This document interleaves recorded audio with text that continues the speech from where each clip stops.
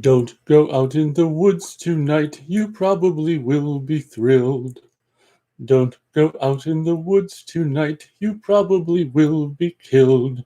There's a friendly beast who lurks about and likes to feast. You won't get out without being killed and chopped up in little pieces. Don't go out in the woods tonight, you probably will be thrilled.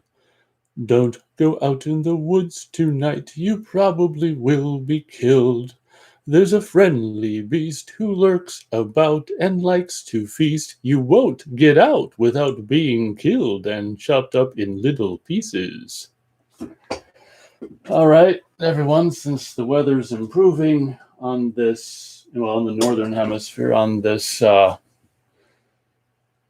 April 8th, the year of 2021, I figured I'd start the show with a little bit of a warning song for anyone who might want to go out in the woods tonight or even today or any old frickin' time.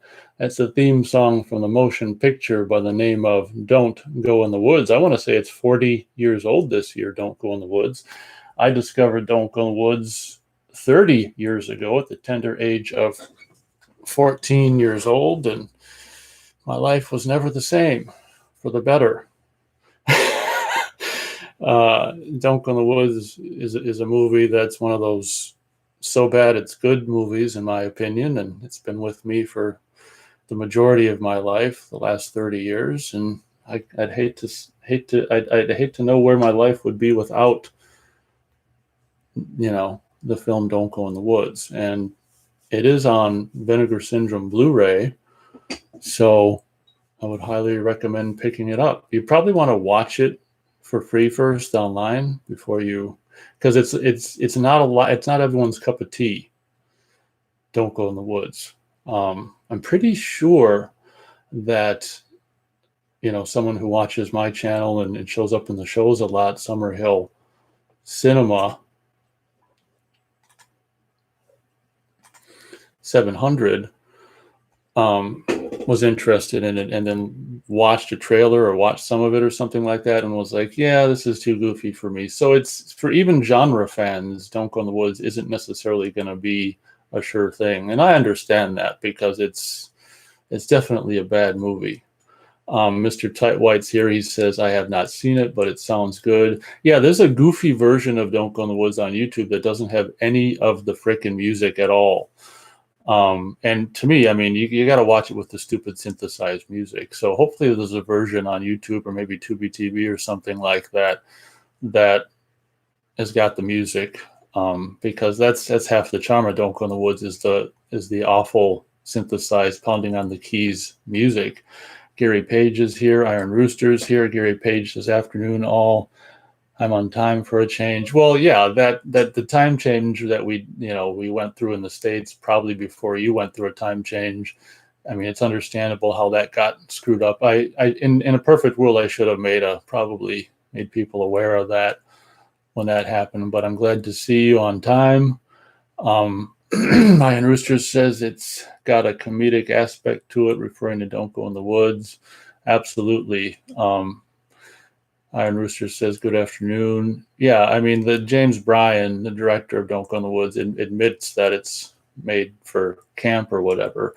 In case you guys are wondering why I'm back to the 1 p.m. Central Time start, because it's rainy, it's gloomy, and after last week's disappointing show up of starting the show at 9 p.m., I decided for the warm months what we can do is we'll wing it week to week. And if the weather's crap, I can start at 1 p.m. If it's not crap, I can possibly start at 6 p.m. Then I got to thinking, on days where I go boating and stuff, and it's like we start before 1 p.m. and it goes past 6 p.m., I might have to just skip altogether, but I'll let you guys know in advance. Now, here's a question for you guys. Oh, Summerhill Cinema is here. He says 700 is here. He says, hey, everyone, welcome. Welcome. Everyone showed up really quick after the show started this week. Here's a question for you guys. So I think, last night before I went to bed, I posted the, an upcoming stream thing on the site, on my channel. do people who are I don't know if any of you guys in the chat right now are subscribed to my channel, but if you're subscribed, do you get like some kind of notification when when I post that upcoming live stream thing? Because that's something that I'll probably do moving forward, 12 hours or 6 hours or as soon in advance as I can.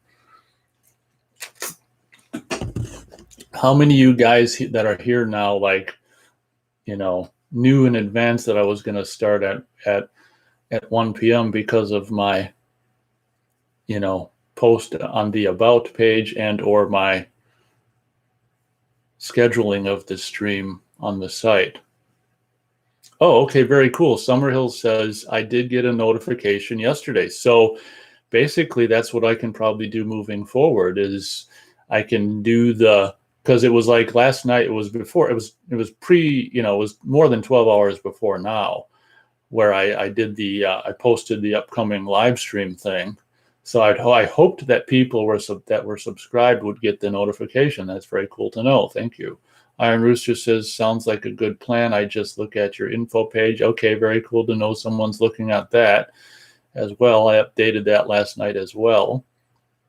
Gary Page says, I got one today. Okay, I think that it's fair to say people who are subscribed will definitely get the notification, if all goes well, when I do the, upcoming live stream thing.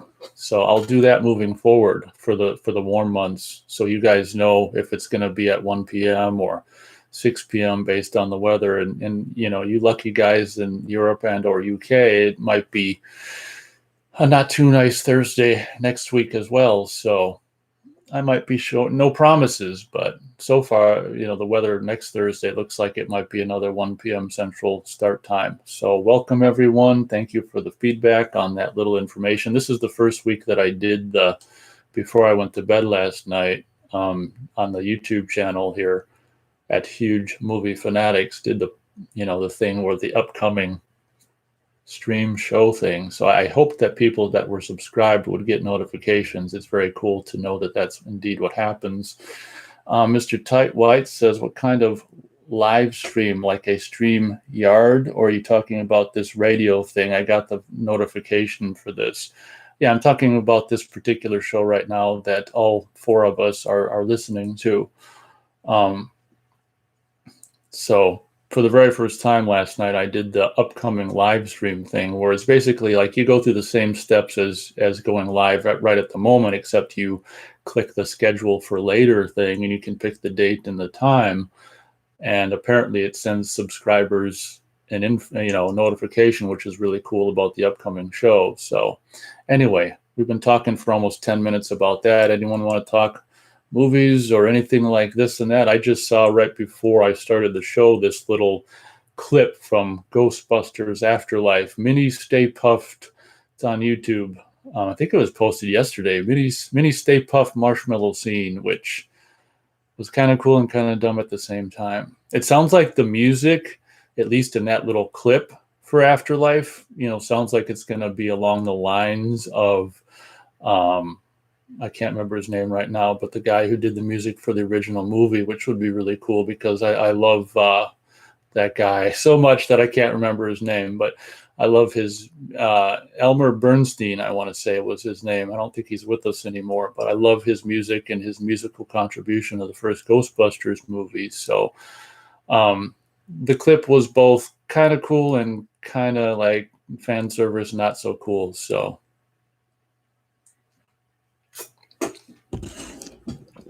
Iron Rooster says, anyone ever heard of the Canadian slasher Humongous from 1982? I think that title rings a bell, but I don't think I may have seen it in the cover or something like that. I don't think I've ever seen it. Iron Rooster says, I like the original Ghostbusters. Same here, yeah, the original. I'm not a big fan of the second one. I thought it's funny how they did it so late, and it's almost like by the time they did it, no one really cared about Ghostbusters anymore. If they would have done it like a year or two after the first one, I think the second one would have been a bigger hit. It's funny how in the movie, it's like, when they're going around to kids' birthday parties and stuff, and the kids don't care about them. it's like somehow they knew that people weren't going to care about the movie because that's also echoed in the movie. Summerhill chimes in about Humongous. He says, I have heard of it, but never seen it. I think Scorpion did a Blu-ray, didn't they?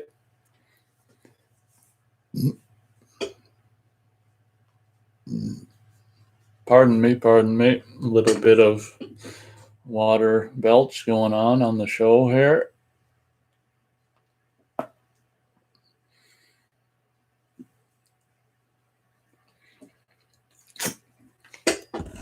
But back to Don't Go in the Woods. Yeah, beware, because I think pretty sure there's two movies by that title. I think sometime in the early 21st century, Vincent D'Onofrio made a movie. Was it a musical? I want to say it was a musical by the name of Don't Go in the Woods, and I've never seen it, but you're going to want to, I'm talking about the one from 1981. You're going to want to search that one out if anyone listening to this now or after the fact has never heard of it. Chances are it's even on Tubi. I'm not 100% sure, but like I say, there's a goofy version on YouTube without any of the stupid synthesized music, and it's just like, ugh. I mean, I guess in a way that might be a little more of maybe a serious version. You know how when they did I don't know, it seems like they did some other movie where they took out the music or something and to get a different effect. I can't think of it right now.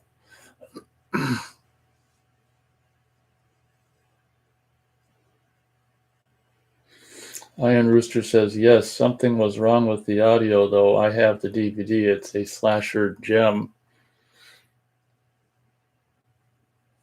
Something's wrong with the audio on the DVD or the show again. Please say you're not talking about the show.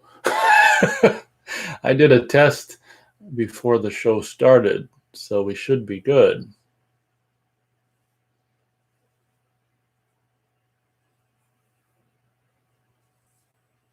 Oh, something was wrong with the audio on the Blu-ray for Humongous. That's a relief. Eagles Guy, I think this is the first time we ever saw Eagles Guy. He says, hello, everyone. Hope everyone is having an amazing day. Well, I think we all are because we're all here. I'm showing 8 listeners, which probably means 7. I think I'm included in that 8 number.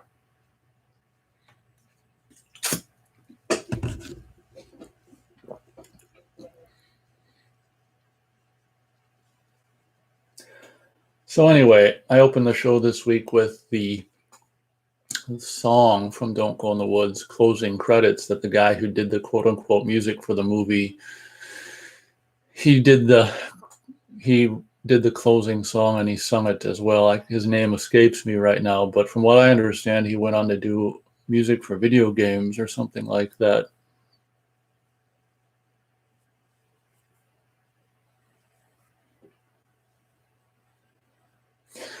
What do we all want to talk about?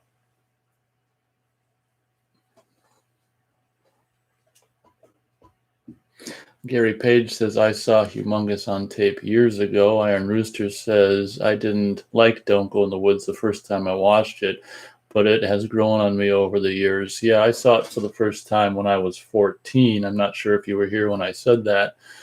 And I instantly loved it. Even as a teenager, I gravitated towards stupid movies. And for me, it was just great. And if anyone's watched my video on this channel, which is I think still my most viewed video, which is that video mom and pop video store walkthrough that I did in December of 1992. I think that's where I rented it from. And I remember being at the same year, being 14, going to that video store during the summer and asking an employee if he'd ever seen it, and he pulled the tape from the shelf and put it in the VCR and TV right there and watched that first guy get his arm chopped off. He's like, yeah, okay, well, we better turn this off. No one else was in there, or at least if they weren't in the main store. Maybe someone, you never know if someone's back in the adult room or not. But yeah, I have that memory too from 30 years ago. It's like, yeah, Don't Go in the Woods, man, you got to see it. I don't. He probably wasn't very impressed because again, it's a movie that's not for everyone.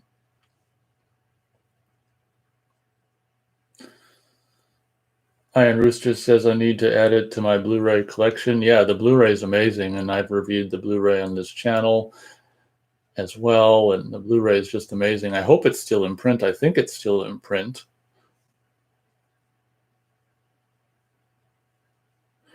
Eagles Guy says my favorite low-budget movie is Jack Frost, The Killer Snowman. Well, that's cool. I've reviewed that movie in Blu-ray several years ago as well. Not a huge fan of that, but that's okay. I mean, we all have to like different things. I'm seeing two hitchhikers. We actually got a hitchhiker before the show started, which was cool, and I think a first possibly, and appreciated. So thank you very much for the pre-show hitchhiker and also the after show start hitchhiker, during show hitchhiker. Iron Rooster says, I know Jack Frost is out of print. Oh, good thing I snagged that Blu-ray then. I don't think I've seen it since I got it because you think it'd be one that I watch every year, but not being a fan of Jack Frost, I guess I haven't watched it every year. I mean, there's so much to watch in December, you know. Well, not really, I guess. Pretty much just the ones I try to watch are Silent Night, Deadly Night, and Christmas Evil, aka You Better Watch Out. Looks like we got our third hitchhiker. Thank you very much. And then, of course, at the end of the month, you got to pull out New Year's Evil, which unfortunately that Blu-ray is out of print, which is a bummer. It really sucks when stuff goes out of print. It's like, just stay in print to make more money. But obviously, it's, you know, all kinds of different issues that are the reasons for things going out of print, rights issues, rights expiring, this and that, who knows, whatever. Summerhill says, I got a new synthesizer yesterday. I'm working on the theme from Assault on Precinct 13. Okay. Wow, wow, wow, wow. Wow, wow, wow, wow, wow.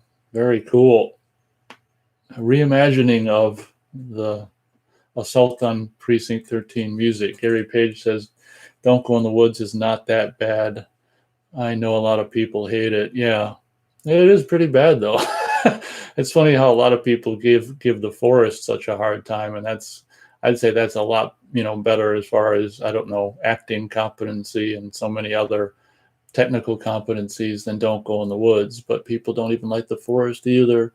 But what's great about Don't Go in the Woods is, I don't know, I don't think that a lot of movies, low budget horror movies, are intentionally made to be stupid, and I really commend Don't Go in the Woods for, like, unless the director is just saying that after the fact because he tried to do something serious and it turned out stupid. I guess it'd be easy to say after the fact that, yeah, I meant it to be stupid just to save face or whatever. But yeah, good old Don't Go in the Woods. Iron Rooster says that'll be cool, Summerhill. And from what I understand, you know, Summerhill has said in the past that he may share some of his musical creations with us on his own channel, which obviously is Summerhill Cinema 700. So looking forward to that if he ends up doing that. He's been busy as of late with musical endeavors, I understand, which is cool.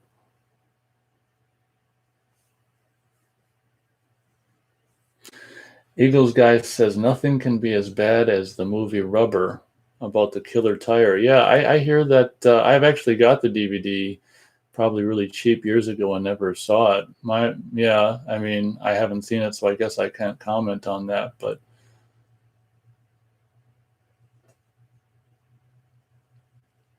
we know what Eagles Guy thinks of Rubber. That's for sure.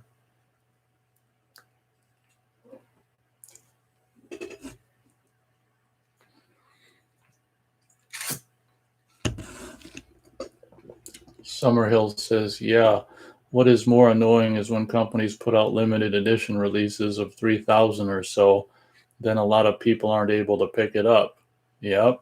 See, I don't understand that, but that might even be a rights thing too.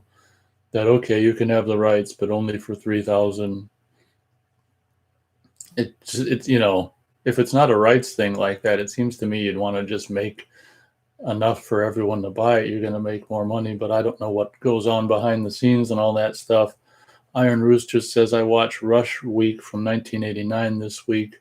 It was decent, late 80s slasher. The lead is a Patrick Swayze lookalike. Well, that's cool. I want to say, did you mention Rush Week? It seemed like that has been something that was mentioned in the show the last week and possibly the week before.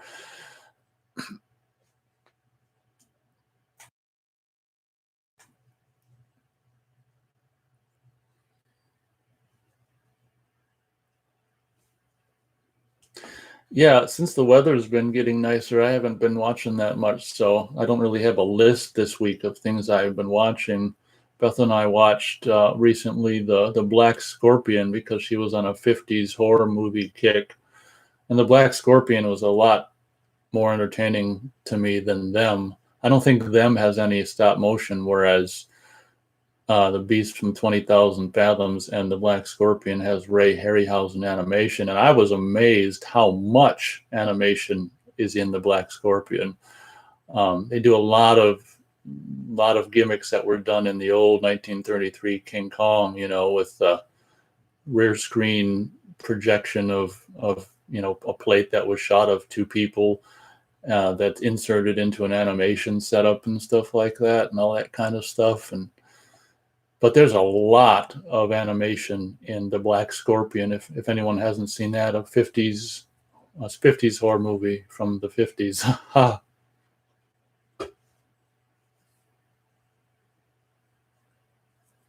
Gary Page says more and more Blu-rays are doing the 3000 over here too. Over here meaning he's in the UK. Yeah, see, I don't understand, like I say, I don't know all that goes on behind the scenes with that stuff, but I don't understand that. It's just dumb to me. Mr. Tightwhite says Body Count is a cool old school slasher. Yeah, I just recently watched that within the last couple weeks on Prime, and I thought it was cool, but nothing amazing, I'm afraid. But there is this one chick in it who just briefly is in it, who has a bigger role in the movie that I'm pondering buying on Blu-ray by the name of Cut and Run. She gets naked in Cut and Run, and oh my God.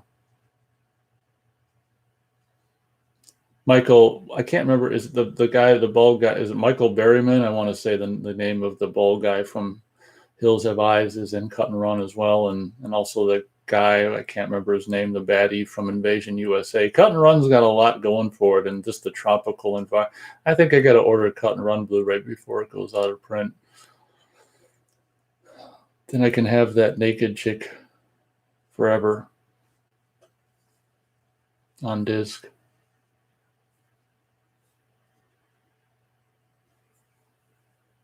Yeah, but Body Count, if we're talking about the same one, that's from like 86 or whatever. That's like an Italian production or something that was done in the States. I mean, if someone, Vinegar Syndrome or someone, I can see Vinegar Syndrome or Arrow putting Body Count out on Blu-ray, I'd probably get it. I mean, I think I like it a lot more than the Prey. Summerhill says, yeah, I would like to do some music related videos eventually. Still got to do that Chud Laserdisc video first. Yeah, I didn't want to get on your ass too much about that, but since you brought it up, you're damn right you got to do that Chud Laserdisc video.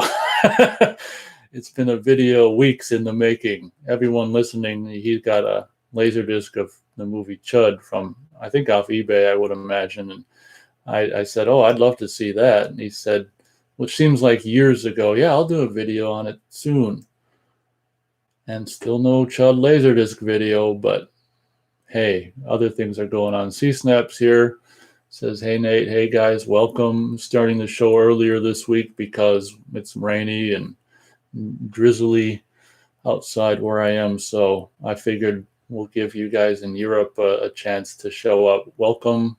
We got at least two, C-Snap and Gary Page from across the pond with us right now. Iron Rooster says, I hate limited releases. Body Count was cool.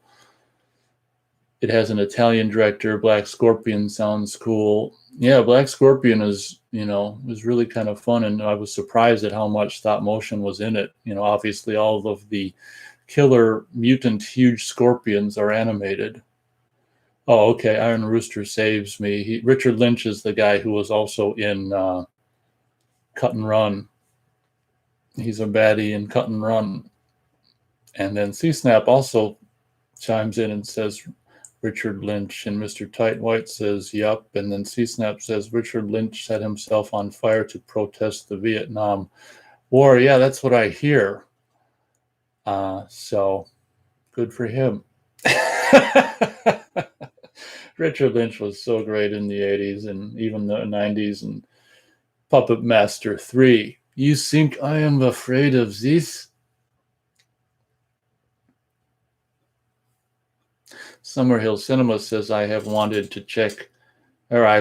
to see Black Scorpion for a while. Got to check it out. Stop motion is magical. Yeah, Summerhill's a big fan of Ray Harryhausen stop motion, and there's a lot in that movie. I mean, there's Ray Harryhausen animation and Beast from, I think it's 20,000 Fathoms or whatever, but there's it seems to go on and on in Black Scorpion. I was really, really amazed or surprised. Mr. Tight White says, I have Chud on laser as well. I have Chud 2 on DVD. Have not see 2 yet. Grew up on 1. Oh, yeah. Feel free to, you really never have to watch 2. It's because it's such a disappointment. I saw 2 way back, not long after it came out on video, and I was just like, oh my God. Yeah, Chud 2 is one of the most disappointing sequels in movie history, I'm afraid. So take your time on getting to that one. Yeah, I've got a Lionsgate, I think 8 movie collection where I've got Chud 2 on it as well, and I should really rewatch it because I haven't seen it in eons, and I should really rewatch it and see how stupid it is. And one thing I did watch within the last week is I also got included in that DVD collection is is it Slaughter High? I rewatched that, and oh my God, I got to tell you, I'm not a huge fan of it, but as I always say, that's okay. It reminded me of the movie I think is also really stupid by the name of Doom Asylum, and it was just kind of like one of these go film this movie in an abandoned, soon to be, demolished structure kind of a situation. And yeah, I wasn't a big fan of Slaughter High, really. I like some of the kills, like in the last half of it, but that's about it. It was kind of like a snoozer, I'm afraid. Gary Page says Cut and Run. Richard Lynch was good in that. Yeah, well, he's pretty much good in anything he's the baddie in. I got to revisit that one. I got the Scream Factory double feature and Bad Dreams. I got to revisit Bad Dreams as well. Yeah, Iron Rooster chimes in. Bud the Chud, exactly. Oh my God. Chud 2. Quite possibly the most disappointing sequel of all time. Does anyone have any sequels that might be a runner-up to compete with Chud 2 as one of the worst sequels, or we can at least say like one of the worst or most disappointing sequels? C-Snap says Richard Lynch was also in the 9th configuration. Huh. Yeah, because I watched that recently. I don't remember. Yeah, I think you're right. He must have not had a very big role because that was in the early 80s. So maybe it's before he started his baddie career as the baddie. Iron Rooster says, laugh out loud. Still haven't watched Doom Asylum. Yeah, if I'm remembering correctly, Iron Rooster actually blind bought the Arrow Video Blu-ray of Doom Asylum and hasn't watched it. And I think a couple of weeks ago, I think on the Nate and Beth show, we devastated his spirit by saying we saw Doom Asylum and it was just horrible. I mean, it's like not even, in my opinion, not even good horrible.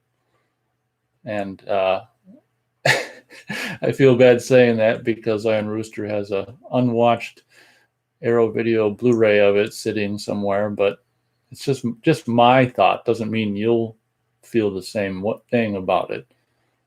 It's just like I can take bad movies, but that's just like one that it's trying, in my opinion, that's just trying to be cute and funny or whatever, and it's just annoying in my opinion. So Summerhill says, when I used to go to the video store with my dad, I would rent The Golden Voyage of Sinbad and Jason and the Argonauts almost every time. I was blown away by the stop motion and still am. He goes on to say, Doom Asylum is one nutty film.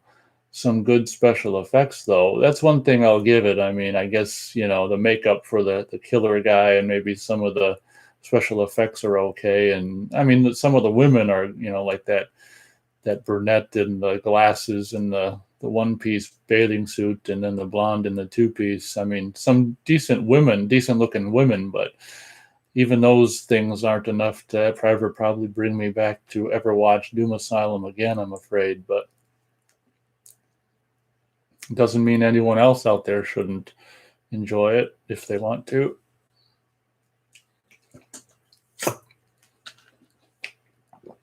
C-Snap chimes in with a movie title. He says, oh, okay, I think he's saying some other disappointing horror sequels. He says Troll 2. Yeah, I haven't seen that. Well, I don't think I've seen either of them, so I can't comment on that. But I think he's chiming in on disappointing movie sequels, which, okay, Iron Rooster says Jack Frost 2. That might be a good point as well. I think I have seen it. I'm pretty sure I've reviewed that as well on this channel. Summerhill says, yeah, I'm a diehard Chud fan, but have never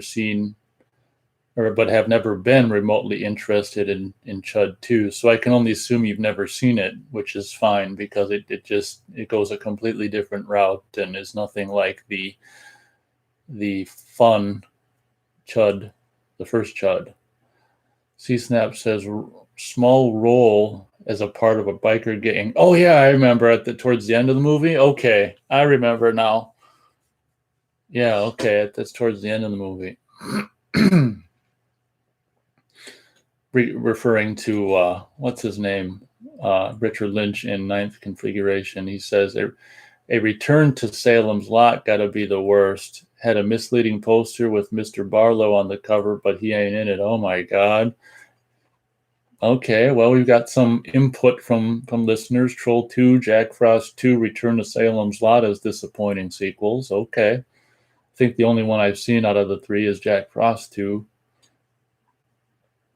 Thank you for your feedback on disappointing sequels.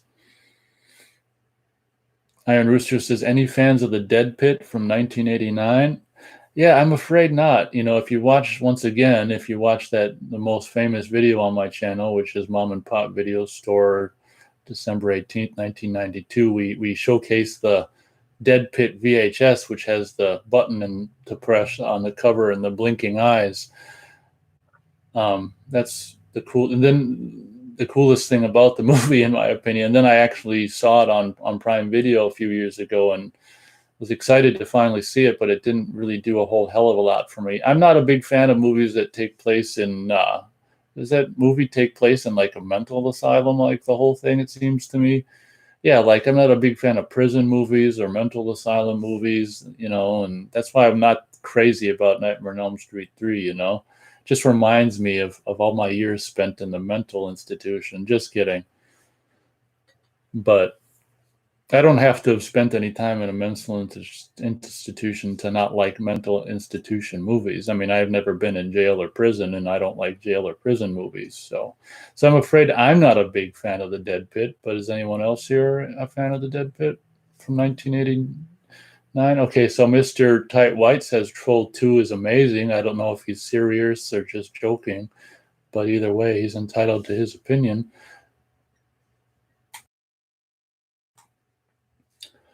Iron Rooster says, I like Troll. John Carl Buechler was the director. Yeah, I love what he did with whatchamacallit, Friday 7. And even, it's funny because Ghoulies 3 he directed, and that's my favorite Ghoulies movie as well. So, John Carl Buechler was a pretty good director when they gave him a chance. Summerhill says, haha, the woman in Doom Asylum is what made it watchable. Yeah, the women in Doom Asylum is what made it watchable. Exactly. Yeah, the blonde in that 2-piece and then the brunette in the 1-piece. Yep, exactly. That's pretty much it. But that three chick, whatever the hell it is, rock band is just so annoying. Like that blonde chick. Oh my God, that one scene where they're trying to do some musical. Oh God. C-Snap says, how about Extro 2? Had Jan Michael Vincent in it. It was unwatchable. Yeah, I haven't seen the second one. I've seen the first one and reviewed it. I think someone commented on my review of Extro, do more research before you review a movie. It's like, okay, go to hell. Will Powell's here. He says, hello there. Yeah, Will, the weather is kind of rainy and gloomy this week. So I figured I'd do you guys in the UK/Europe a favor. And actually, I'm seeing sun now, but that's okay. I did a lot of outdoor stuff. It's in the last week, but it's kind of one of these. It's been like rainy days in the past several days, off and on rain. So, but thank you, C-Snap, for chiming in about Extro 2. I've only seen the first one, and I'm not very well versed in it. I'm apparently not well versed enough in Extro to talk about it, but I did a review on it anyway. Gary Page says, haha, Doom Asylum is bad, but I own it. That's okay. I mean, like I say, I mean, different strokes for different folks or whatever. Like I say, I mean, if people like trauma movies, it's kind of has that trauma movie thing going on for it. And I mean, was it even possibly even filmed in the East Coast, you know? So it's kind of a trauma-esque movie, you know, and there's a lot of people that are fans of those movies, so that's fine. Summerhill says, yeah, the music sounded like seagulls being tortured. I know, me and Beth watched it on Tubi, Doom Asylum, and when that scene where they were making quote unquote music, we were just like, what is going on? What is this? Mr. Tight White says, I guess you are not aware Troll 2 is known as the best worst movie ever made. Oh, that sounds familiar, but okay. Okay. I think that moniker sounds familiar. Summerhill says, I will admit I also have the Blu-ray for Doom Asylum. Okay, well, that's okay. Will Powell says, oh, that's very thoughtful of you, mate. And to be clear, M-A-T-E, mate, like the British call people, like mate. That's very thoughtful of you, mate. Yeah, because last week's 9 p.m. start time was just a disaster. So if none of you guys watched my little update video I did last week after last radio show, I decided for the warm months to play it by ear. If it's, if it's crappy rainy weather on Thursday, I'll start at 1 p.m. Central. If not, I'll start later, and it'll just be a week to week start time situation. So that's the plan, because obviously starting at 9 p.m. is not good turnout, not good for turnout.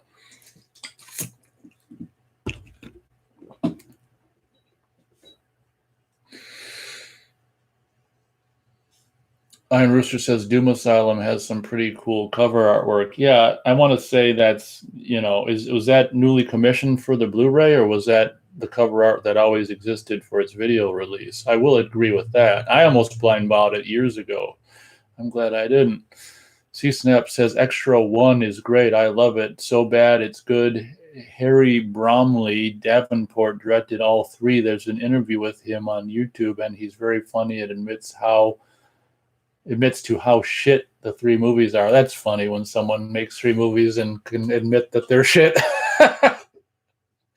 Iron Rooster says, not sure in regards to the Doom Asylum artwork. Yeah, I want to say that the artwork that's on the cover, on the front cover when you buy the Arrow Video Blu-ray, is probably commissioned for that release. I don't know if it's got reversible artwork or not, but I would say that that artwork that's on the Arrow Video Blu-ray facing out when you buy it's probably new artwork. C-Snap says laugh out loud, and as always, because the chat's kind of delayed, I don't know what he's laughing about, but that's okay. Mr. Tight White says Troll is a very interesting series. Troll 3 is not even called Troll, it's called Crawlers, but its other name is Quest for the Mighty Sword. I own it on laser. It's a Conan type of movie. I recommend. All right. Thank you for the recommendation.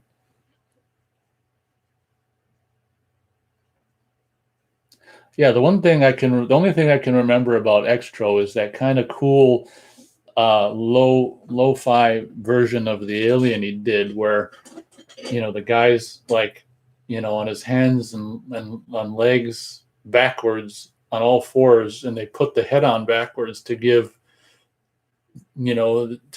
to give the human shape a different shape, like a backwards alien shape. I thought that was a good alien costume design. That's the only thing I can remember about Extro. It was really creepy, like seeing that alien like on all fours on the side of the road or whatever it is at night. And it's just like, oh my God. But then I realized, oh, that's just a guy in a suit who's like on all fours backwards and the head's on backwards. It's still cool though. Summerhill says the Arrow artwork for Doom Asylum is very cool. It's funny once in a while. The newly commissioned artwork is better than the original. Yeah, I agree with that for like the artwork for the Arrow video release of The Initiation. I think that the newly commissioned artwork might be better than the original on that one. I'd say more oftentimes I like the original more, but there, like he says, there are occasions where the newly commissioned is better. Will Powell says, have you seen Cool Hand Luke? For some reason, I started thinking about that movie the other day. No, I haven't. I want to say that's got the guy who made the spaghetti sauce or some kind of hot sauce. Paul Newman. Is Paul Newman in that? Iron Rooster says, are you a Klaus Kinski fan, C-Snap? C-Snap says, Beastmaster is good Conan type movie directed by Don Coscarelli of Phantasm. Yeah, it's funny you mentioned that. I just watched Phantasm 1 and 2 the other day. I did a double feature, and I was just thinking about Beastmaster. I'm not the hugest fan of Beastmaster, but that's okay.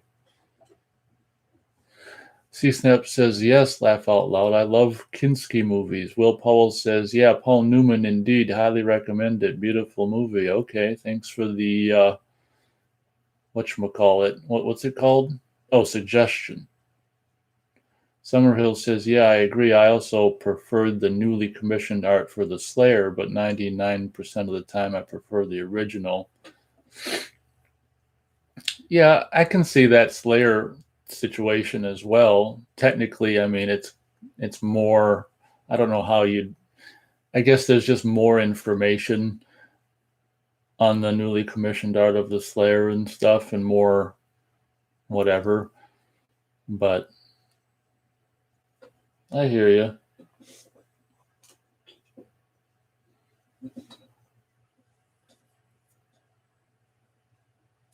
Oh, Will, I forgot. If you're still here listening, I watched, I didn't comment. I should comment. I watched that or listened to that little radio interview you did about your songs. So thanks for sharing that. And I laughed when the guy asked you if what you thought about what was the Beatles movie, whatever called, Yesterdays. And Will's, he's like, what did you think of Yesterday's then, being a fan of the Beatles? And Will's response is, can I be honest? And I liked that, being honest. It'd be so much easier to just say, oh, it was okay, even though you thought it was crap. But Will stuck to his guns and he said, I thought it was crap. I'm paraphrasing, but that was a fun part of the interview there. Iron Rooster says Kinski is a great actor. Creepy. Yeah, we just recently Tubi TV'd the Crawl Space a couple weeks ago, or Crawl Space, I think it's called. No, and while I wasn't blown away with the movie, Klaus Kinski was definitely for me the best part of Crawl Space. And of course, you may or may not know, you guys, that I'm a huge fan of him in Creature. Of course, he's not in Creature.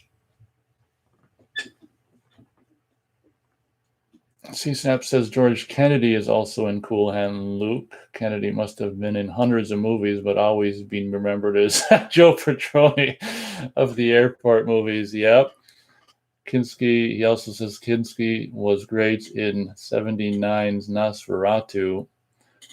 Summerhill says Klaus Kinski was a great actor. He was great in Werner Herzog's movies and some of the classic spaghetti westerns. Pretty sure he was a complete psychopath in real life. Yeah, that's, there's stories about people in the public eye, and I guess that's one of the stories about Klaus Kinski, his character and stuff, if you will. C-Snap says the director of Crawl Space made a short called Please Kill Mr. Kinski as he hated him on set. Oh, wow. Yeah, and I think if memory serves, the guy who directed Crawl Space did Tourist Trap and would go on to do Puppet Master. Was that David Schmoller? And I got to say, out of those three movies, it's obviously my least favorite David Schmoller movie, but he'd redeem himself with Puppet Master.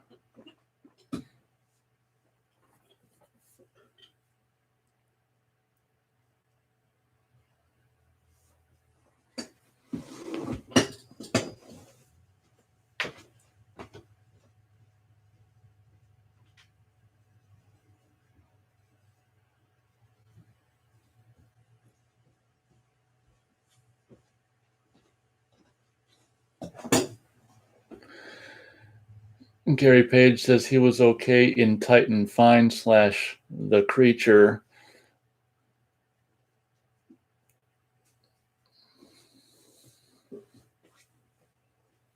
Yeah, I love him in Creature. The creature is sly. You cannot fight it on its terms. Will Powell says, thanks for listening to that interview. Yeah, you have to be honest in life. I don't like to upset anyone, but if anyone asks me, I'll tell them what I think. Very much like yourself, Nate. Yeah. Yep. Tell them what you think. C-Snap says Kinski was a creep in real life, abused both his daughters. That's a bummer. Shoot. What kind of abuse are we talking? Well, I guess it's not nice regardless. Mental, physical, what's the scoop? Let's gossip.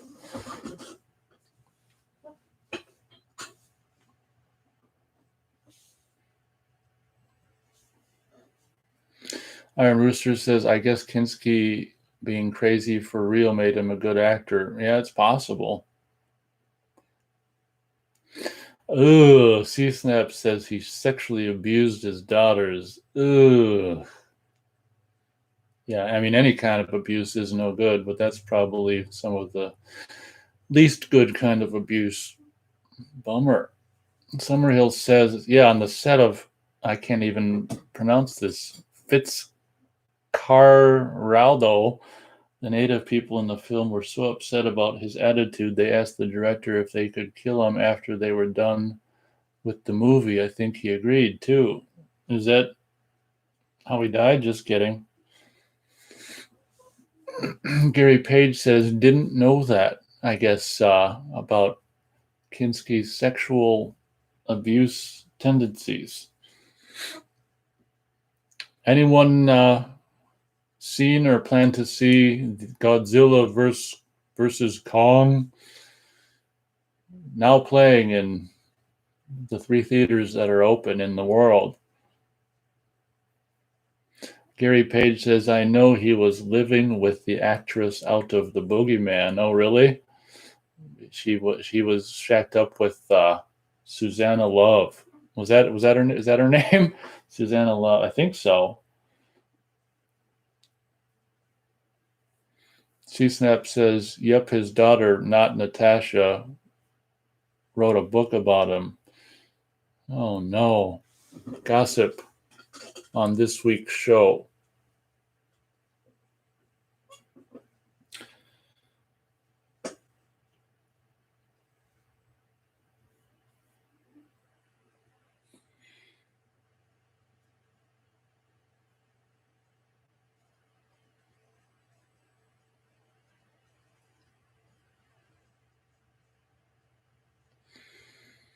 Will Powell asks, would you ever do a live movie reaction video, Nate? That would be entertaining.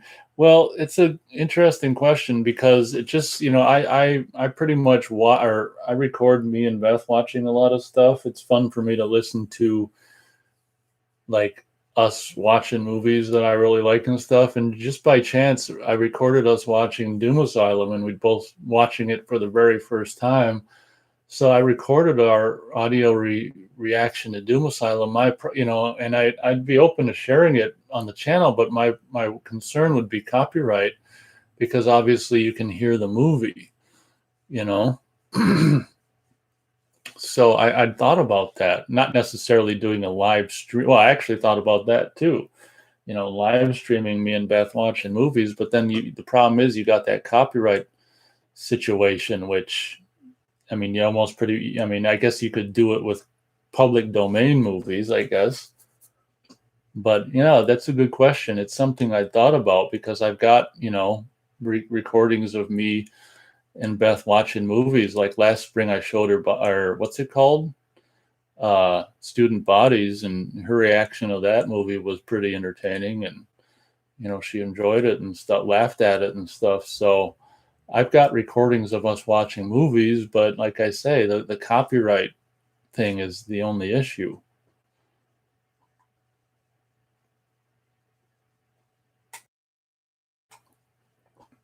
Summerhill says, I will go see King Kong versus Godzilla if they ever open up theaters again. More excited for The Conjuring 3 and Halloween Kills, though. Yeah, I mean, out of everything that's, coming out, I'm mostly excited about Halloween Kills. I mean, in a small tempered expectations manner, mind you. Interested to see how they're going to drag it on. Does anyone, I think I asked this another previous week, does anyone know if they filmed Halloween Ends yet? Did they film it at the same time of Halloween Kills, or did they not film it yet? Because obviously if they haven't filmed it yet, I don't know if we're ever going to see it. I just assumed they would shoot it while they at the same time of doing Halloween Kills. Will Powell says, I think if you split it up into sections, you might get away with it. Interesting theory. Why do you think splitting it up into sections, I'd get away with it? It's possible. I guess a person could what a person could do is make a new channel just specifically for that. That way, if the channel gets deleted, it doesn't matter. I guess that's something that could be done. It could be Nate and Beth watch movies or something on YouTube. Something to consider because I've got all kinds of audio recordings of us watching movies. Mr. Tight White says, our theaters have been open for at least 4 months. Yes, I saw Godzilla versus Kong. The fight scenes are incredible. Story was silly, but enjoyed it. Okay, thanks for the feedback. Yeah, it's at a drive-in close to us, so all we need is some warm enough weather to go to the drive-in theater to see it. So probably by the time the weather is warm enough to go to the drive-in theater, it won't be there anymore. Gary Page says there is a lot of reaction to films on YouTube these days. Will Powell says it's been funny watching people react to The Exorcist on YouTube. Some people can be so lame, though, saying it's dated. It's not dated at all, in my opinion. Trust me, 300 years it will hold up better than all of this modern CGI bullshit. That's true. So these videos, I can only assume it's like just clips of certain scary scenes of The Exorcist. I mean, it's not them just watching the whole movie, is it? Or is it just like certain scary scenes like puking or head twisting around or pissing on the carpet? Because I could understand how if it's just clips, how they could get away with just, clips versus, the whole movie. So Summerhill says, here's a question for you. What are some of your favorite original movie soundtracks? That is a good question. I mean,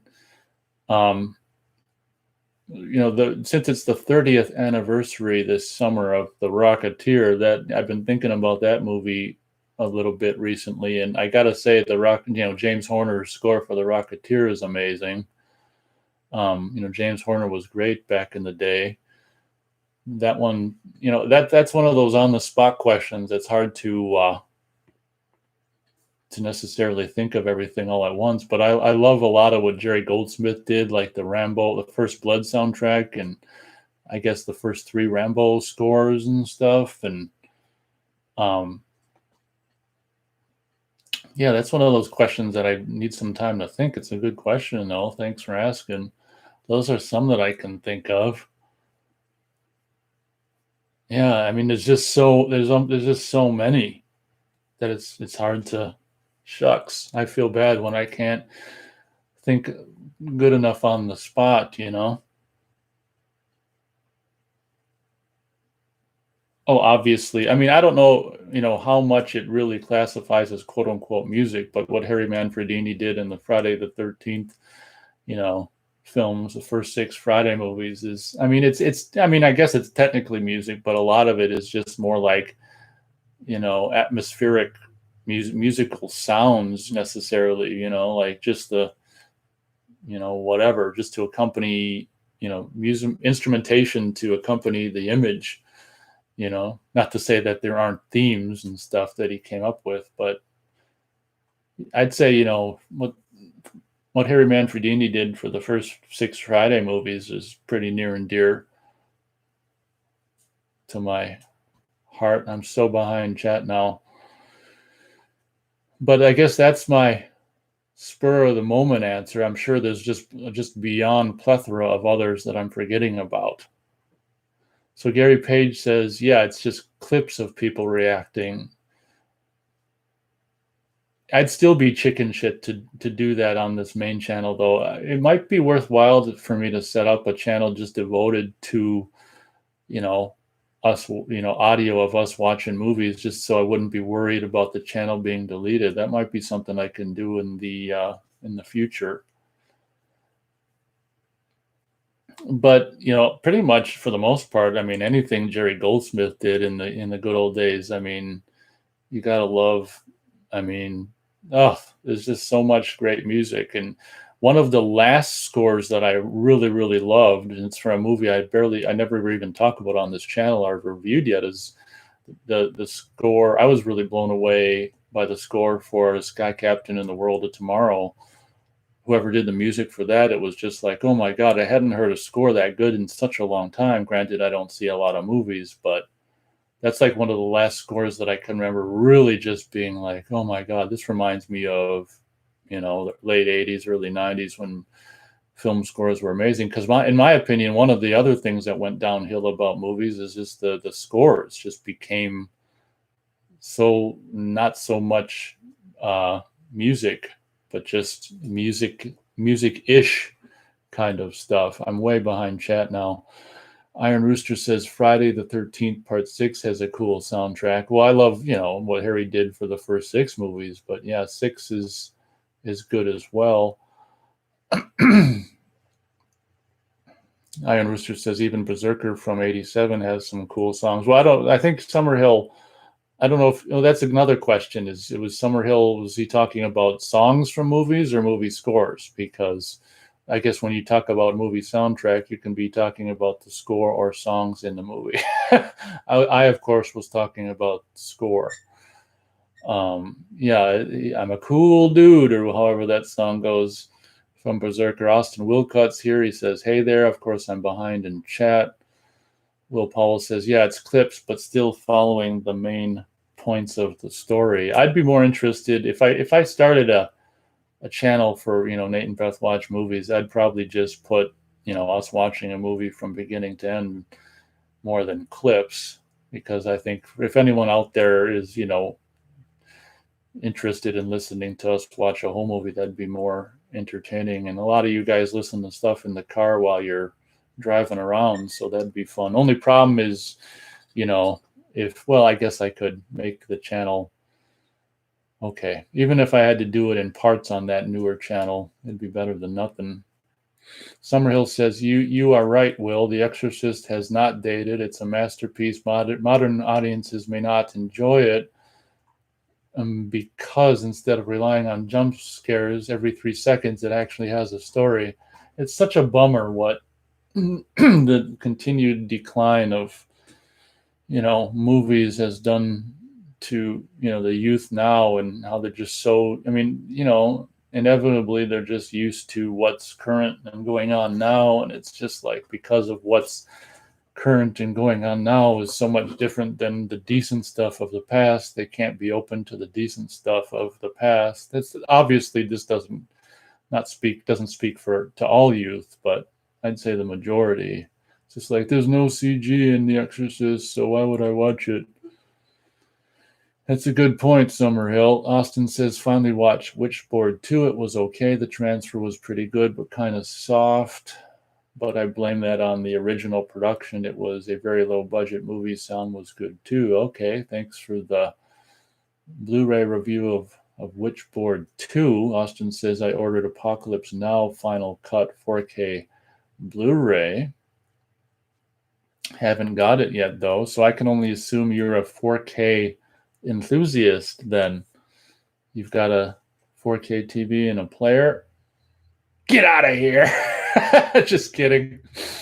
Summerhill says, that counts. I actually really enjoy the soundtrack for Jason Takes Manhattan. I also enjoy anything Carpenter does, but yeah, there are too many to count. Yeah, I mean, there really is. This show would go on and on forever if I could think of everything and list it all off. I also like what James Horner did with, like, Star Trek 2 and 3 scores. I thought, what he was doing in the 80s and the early 90s and stuff was really amazing. And his score for Batteries Not Included was great. And there's just so much film score music I love,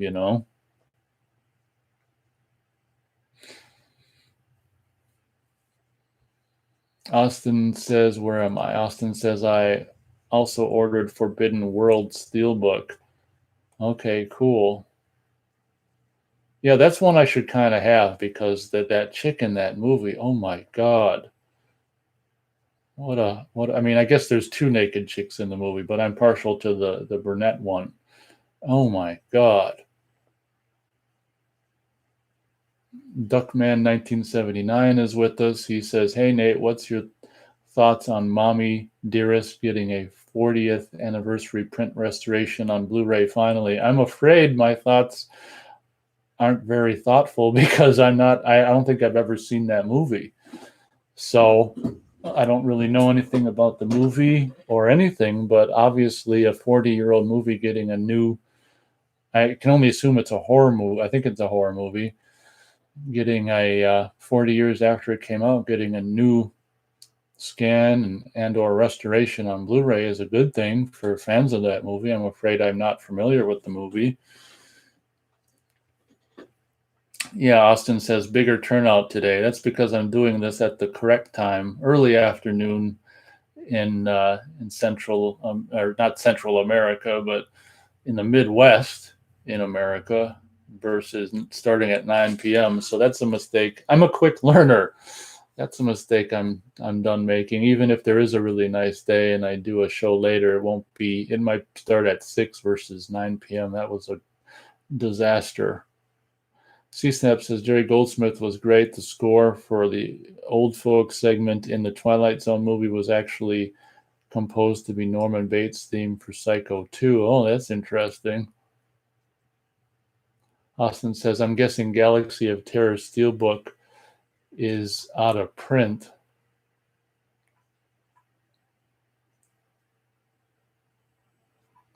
Yeah, I'm not sure. Austin says Jerry Goldsmith was the man. That's exactly right, man. So much great stuff. And, even the score he did for, the River Wild, the movie from 19, was it 94, I think? That great music on that. I mean, and just like I say, I really love what he did for the first Rambo movie.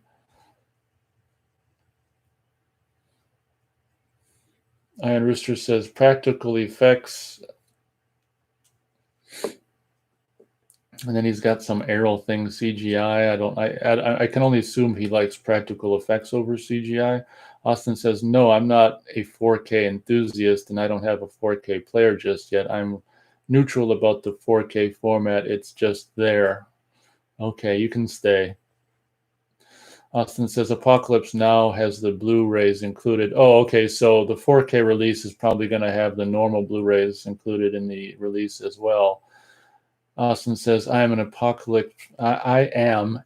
Apocalypse Now enthusiast, though, laugh out loud. That's okay. You can stay. All right, I'm caught up on chat. C-Snap says, here's a short Spanish horror film from the 1970s recommendation called La Cabina.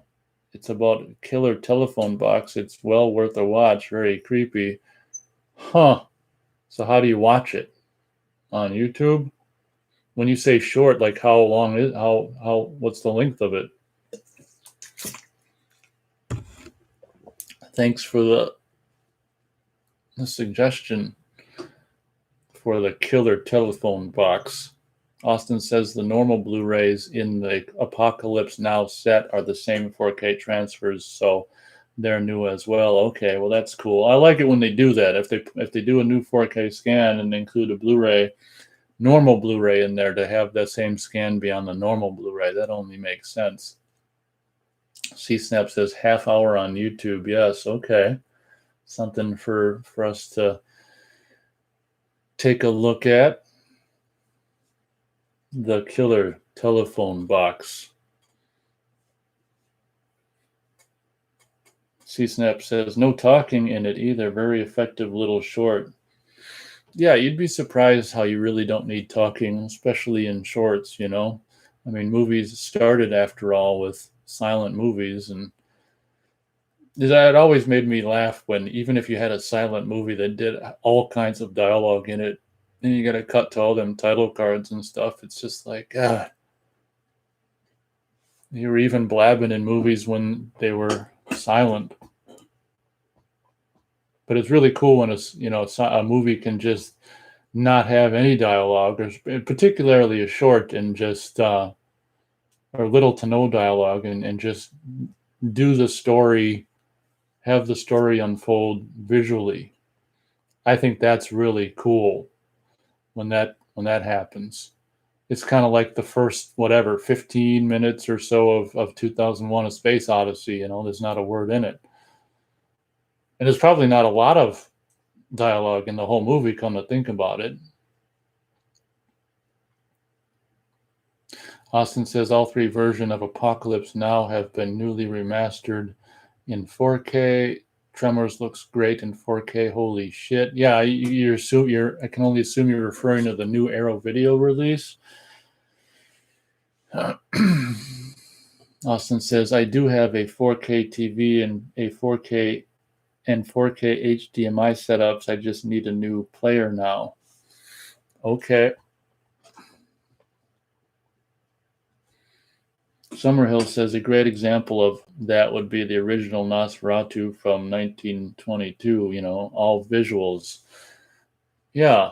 I back when I was, I don't know, my late teens, I really got into silent movies and movies of the beginning of the film era, or the film, well, I guess the beginning of the film anyway. Old movies from the 20s and 30s, pre-sound and stuff. And I was really interested in, and being a, someone who dabbled in making shorts and stuff like that. Let's face it, when you've got no budget or money or means, it's a lot easier to make a silent movie than to deal with the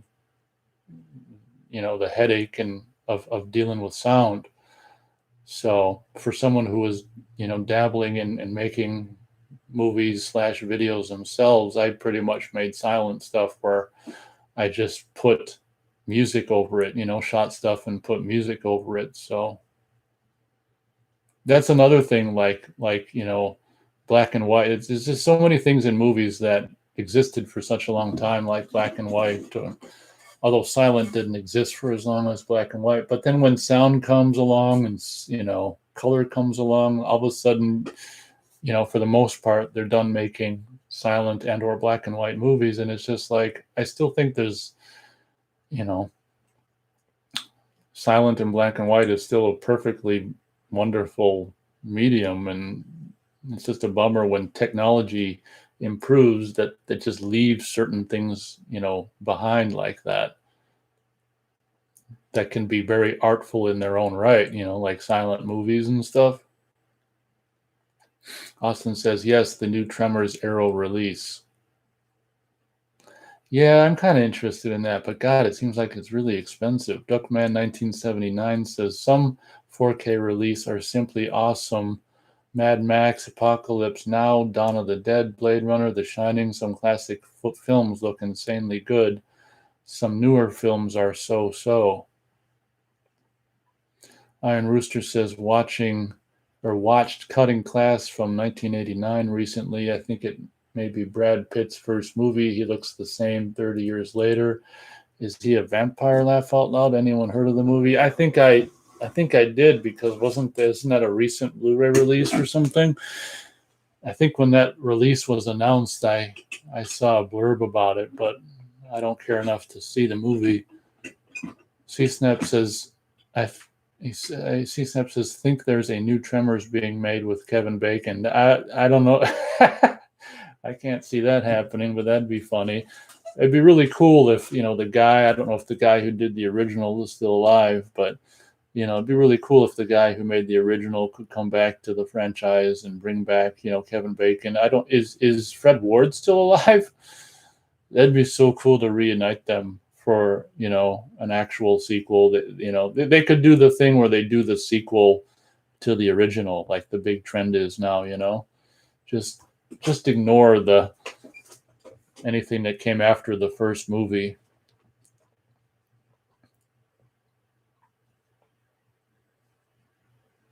Obviously, we all know that I can't think of his name right now. The Family Ties guy would be up for a new Tremors movie, because I think he's been in every one of them, hasn't he?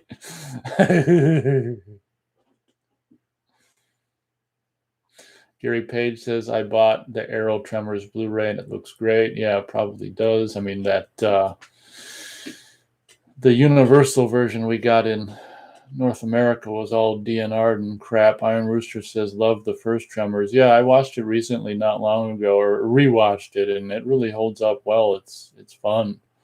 Austin says, Duckman 1979, is Blade Runner Final Cut the only version that got a UHD disc?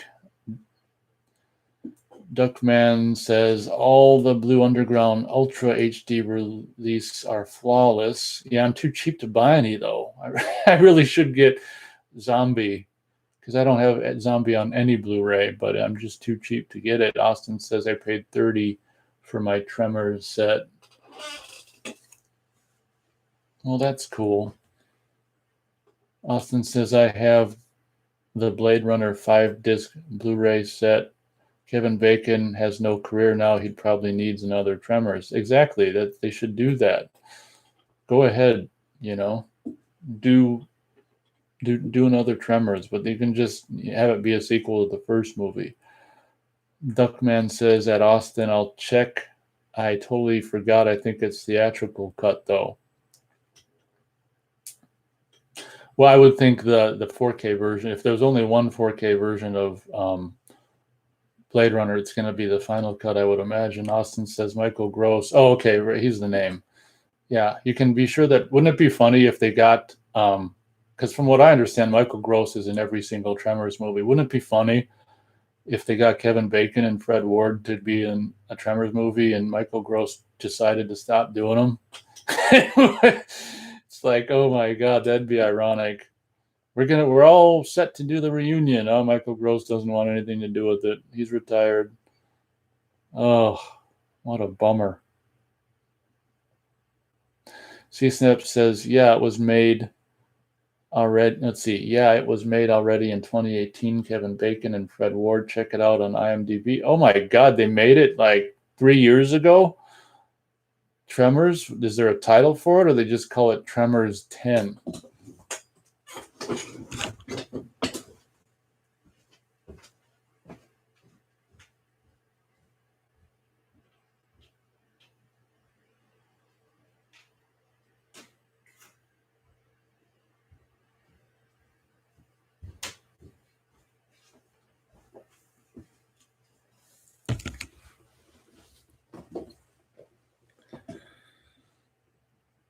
C-Snap says just Tremors. I see. Like Halloween. Halloween 2018. So it I see. Oh my God. That's interesting. Is there any footage or photos out there on the worldwide internet about that? That's kind of interesting.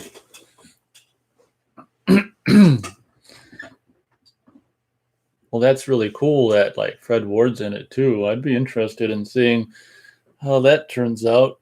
I don't know why it wouldn't have been released yet. What the hell? Well, I guess I kind of do know why. CSAP says must have been great seeing as no one knows about it.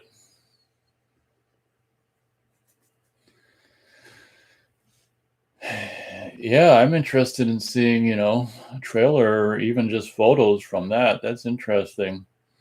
Oh, CSNAP says it says a TV reboot. So it's made for TV. Oh, good. Oh, well. Yeah.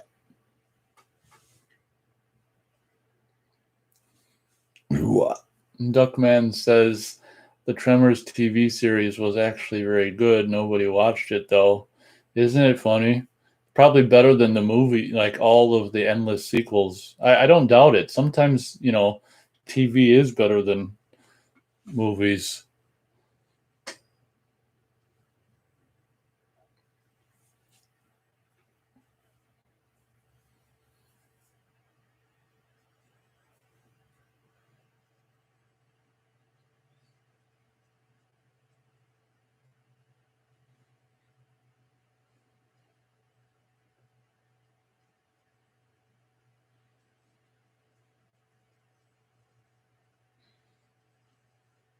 And if I haven't said it yet, thanks everyone for showing up this week. Definitely like a turnout like the good old days.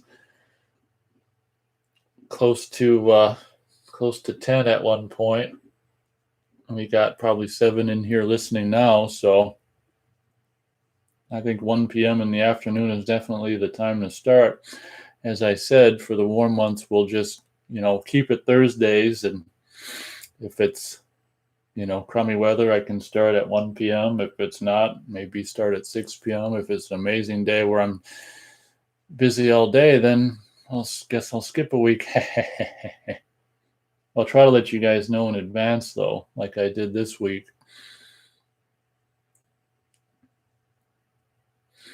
So Duckman says, referring to the Tremors TV series, it's on DVD, ran 15 years ago or so, aired on Sci-Fi. Huh. Interesting.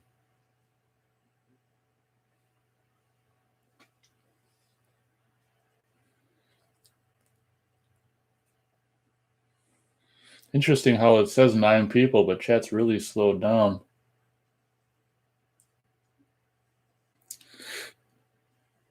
Nine people listening, I mean, so which probably means 8. Now it's down to 8, which is probably 7. Austin says Exorcist TV series was a pretty good sequel, the first season at least. Huh. Yeah, I'm not too familiar with much TV series.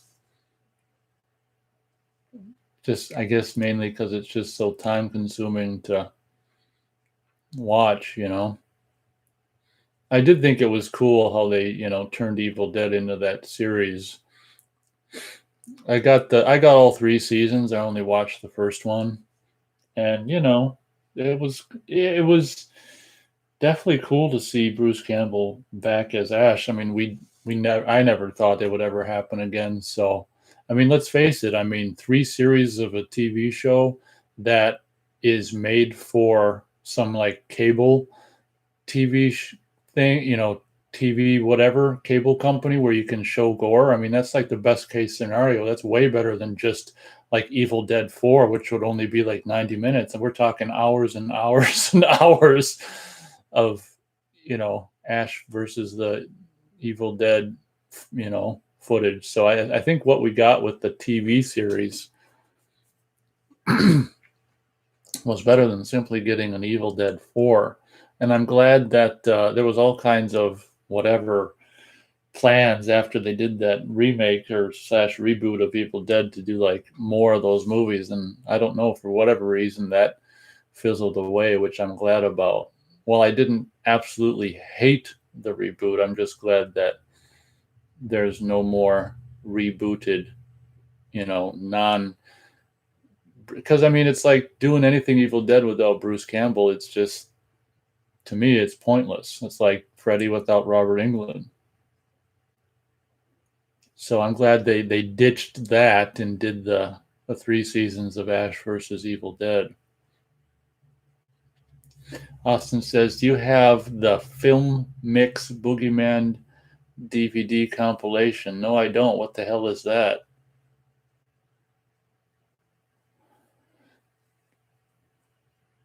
Austin says, I still need to watch Ash versus Evil Dead seasons 2 to 3. Yeah, I think it was, the holiday, quote unquote, holiday shopping season, I was able to get the complete Blu-ray collection for a pretty decent price. So I need to watch seasons 2 and 3 as well.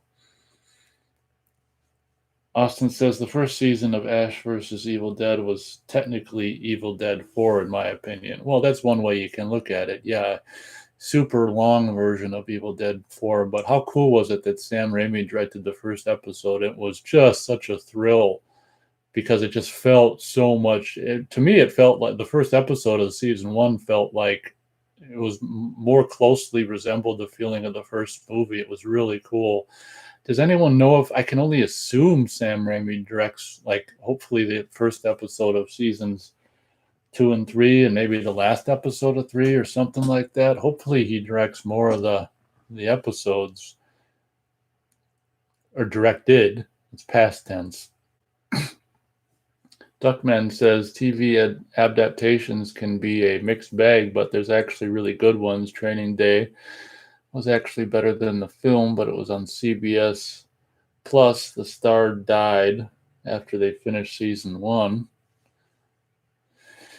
Yeah, as I said, I mean, I've got some TV stuff on DVD and Blu-ray and stuff, but since it just takes so much time to watch, I guess I don't do a whole hell of a lot of TV stuff.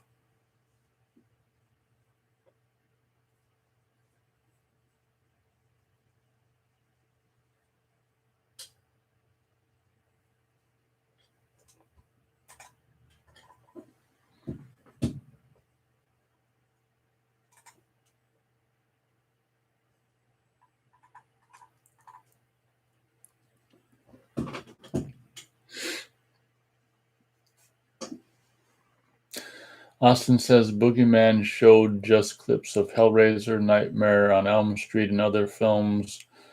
Robert Englund did a commentary for it, and it had a trivia game in the features menu.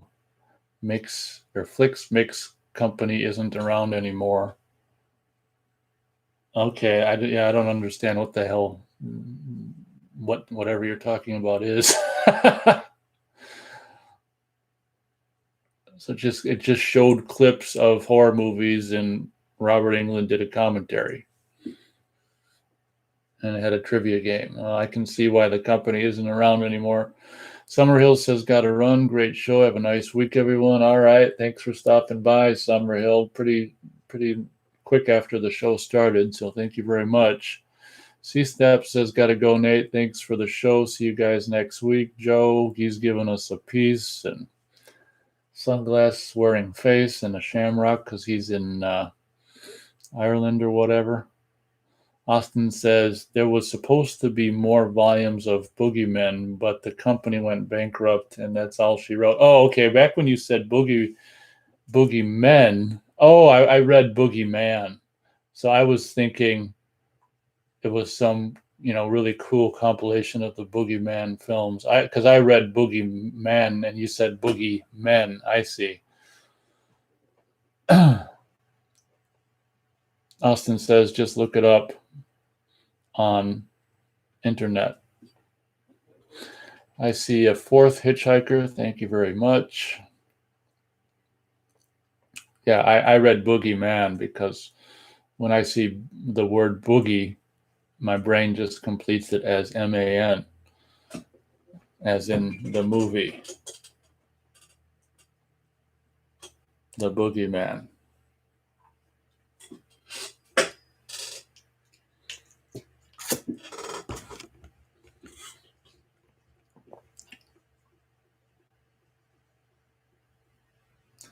Yeah, maybe that's something I can do is make a YouTube channel dedicated to just me and Beth watching movies. And if it gets deleted, oh well, because, it might be something fun to share. Maybe some of you guys would listen to it on commutes or when you're bored or doing, stuff.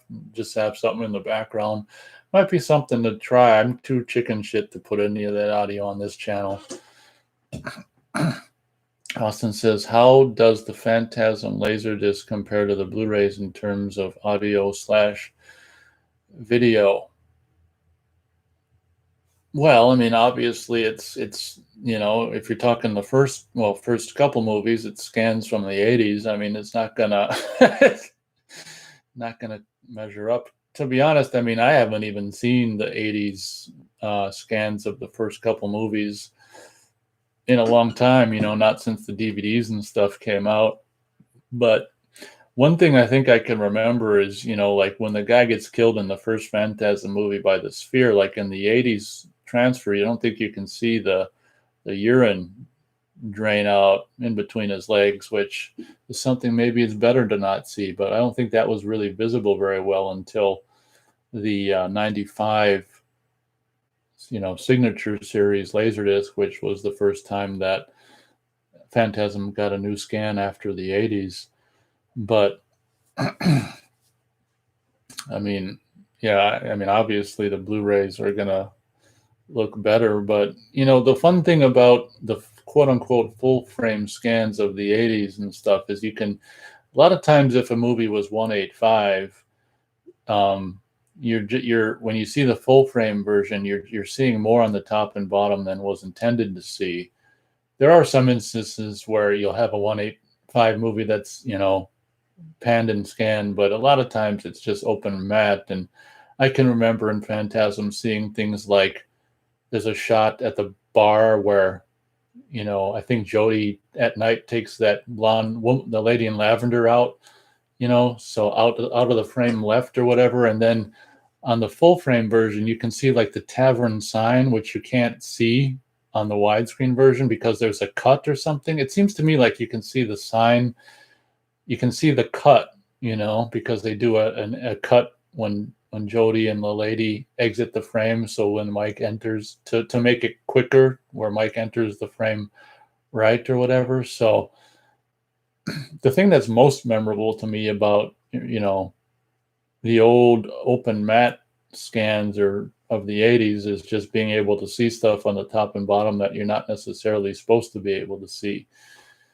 But one thing I do miss about the original movie now being on Blu-rays, I really wish they would have, they should have, because they replaced the sphere shots with a newer, shiny CG version or whatever. I really wish there was a way to, watch the movie with the old original shot of the sphere still, because as a purist, you know, that would be the ideal situation. Although granted, it's a fraction of a second, so it's not that big a deal. But in a perfect world, the the recent restoration of Phantasm would also include the original sphere shots.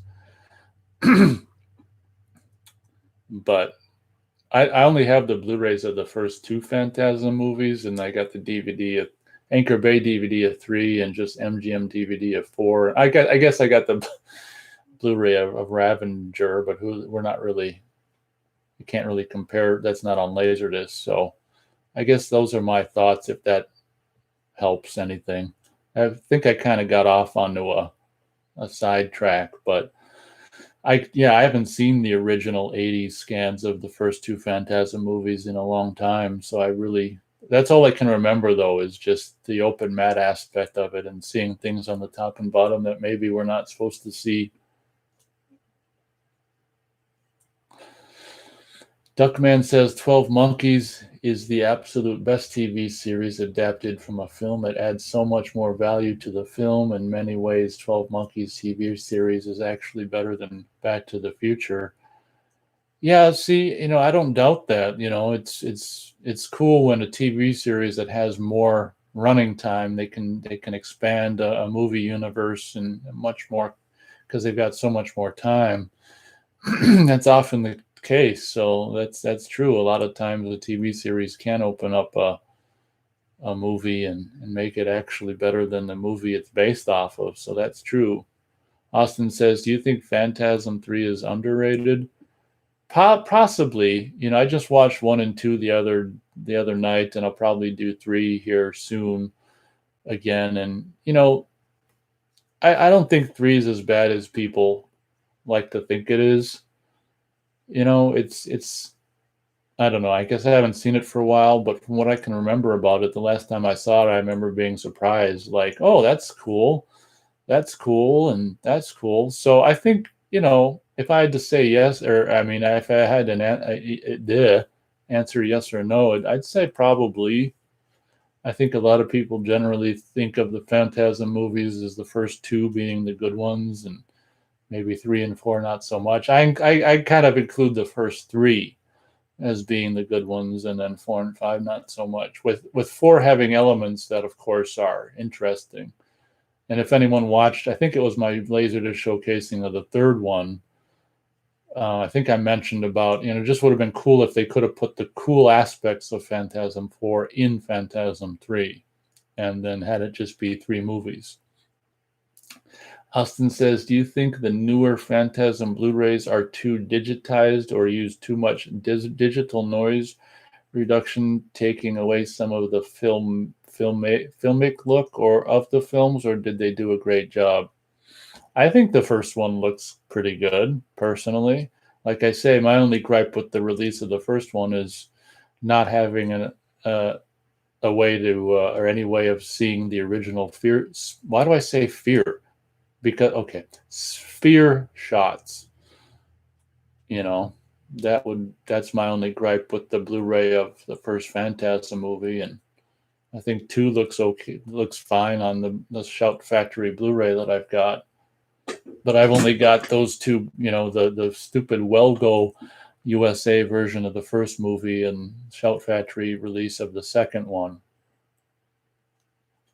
So the ones that I've got on Blu-ray look fine to me.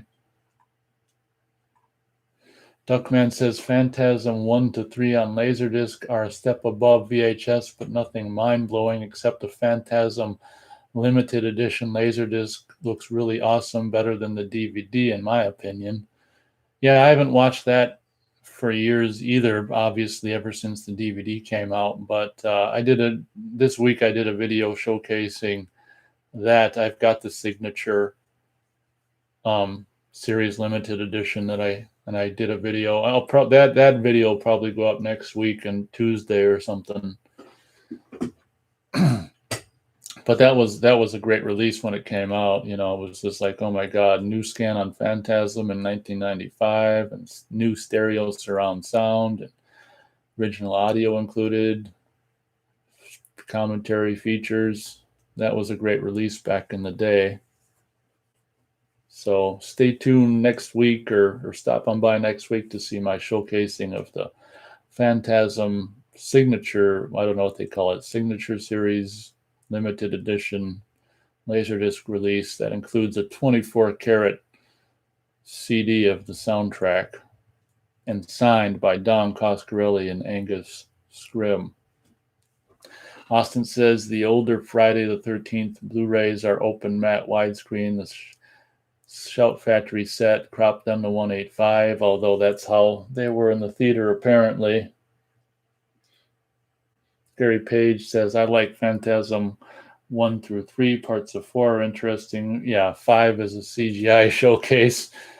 I know, it's like 5 is a video game with, green screen characters inserted into it. I was just like, oh my God.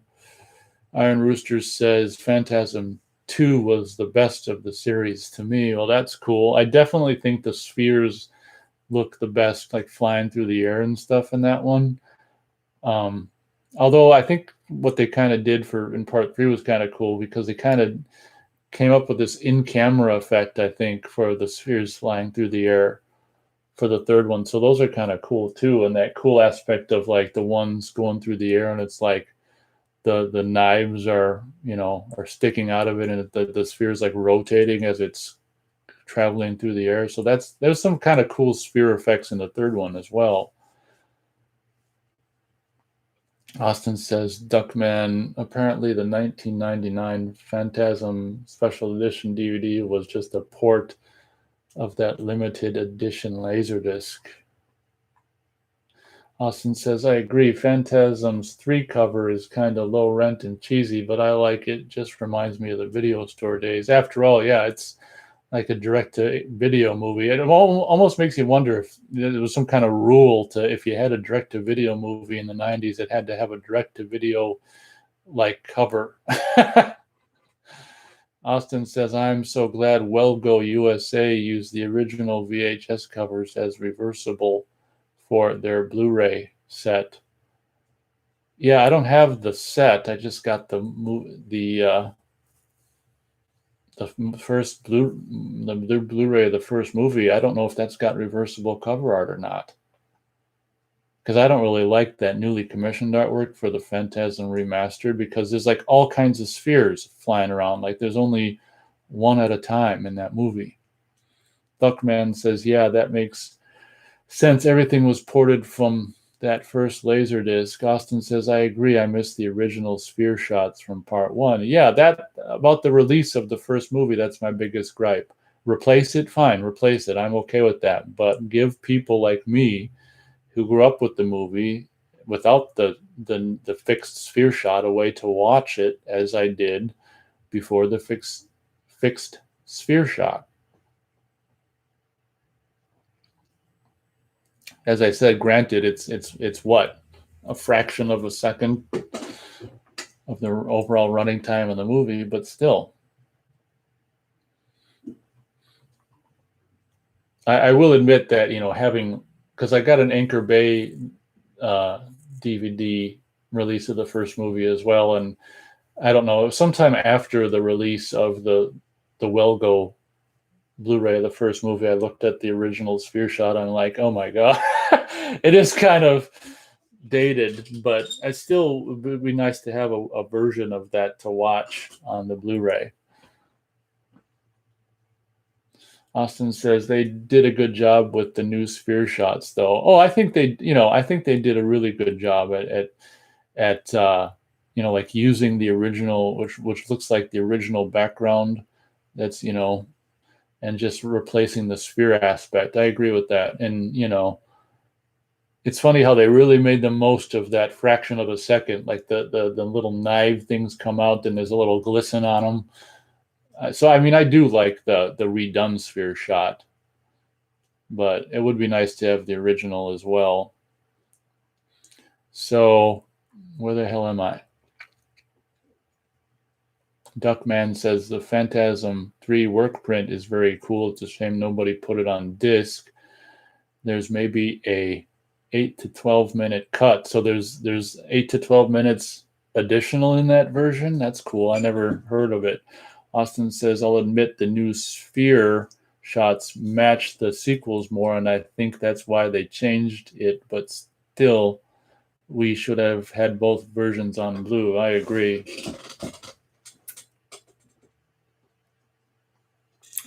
And I imagine there would have been some, I don't know if they do this on Blu-ray, but I don't know if you remember the branching or whatever the hell they did on DVD.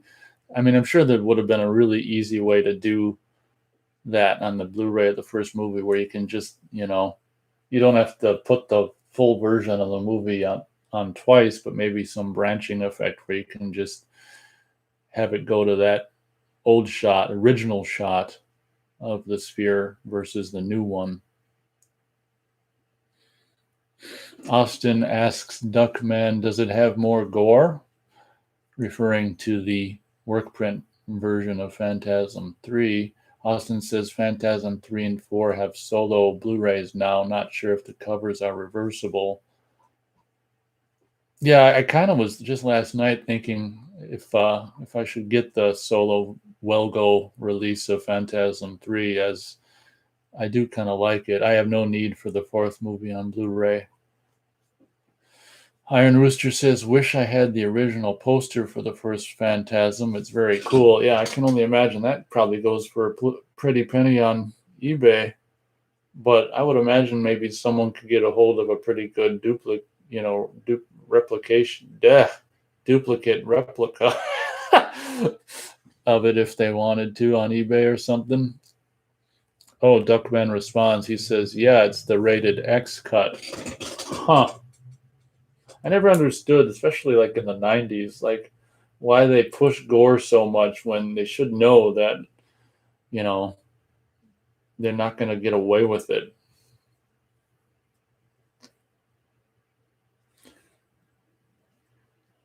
Iron Rooster says, laugh out loud.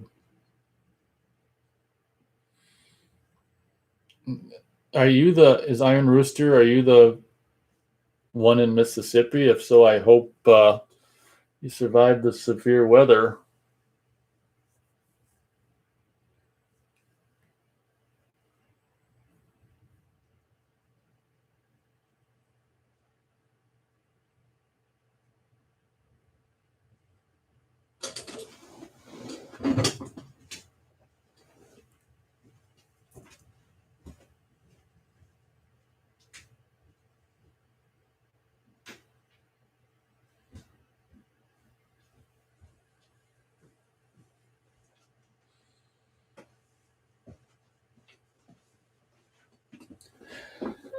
He says, yes, I am. I did, thankfully. That's good. Glad to hear that. That severe weather crap can be freaking scary. Duckman says, it's out in the wild if you don't mind the picture quality. Some people hate work prints, but there's cool ones.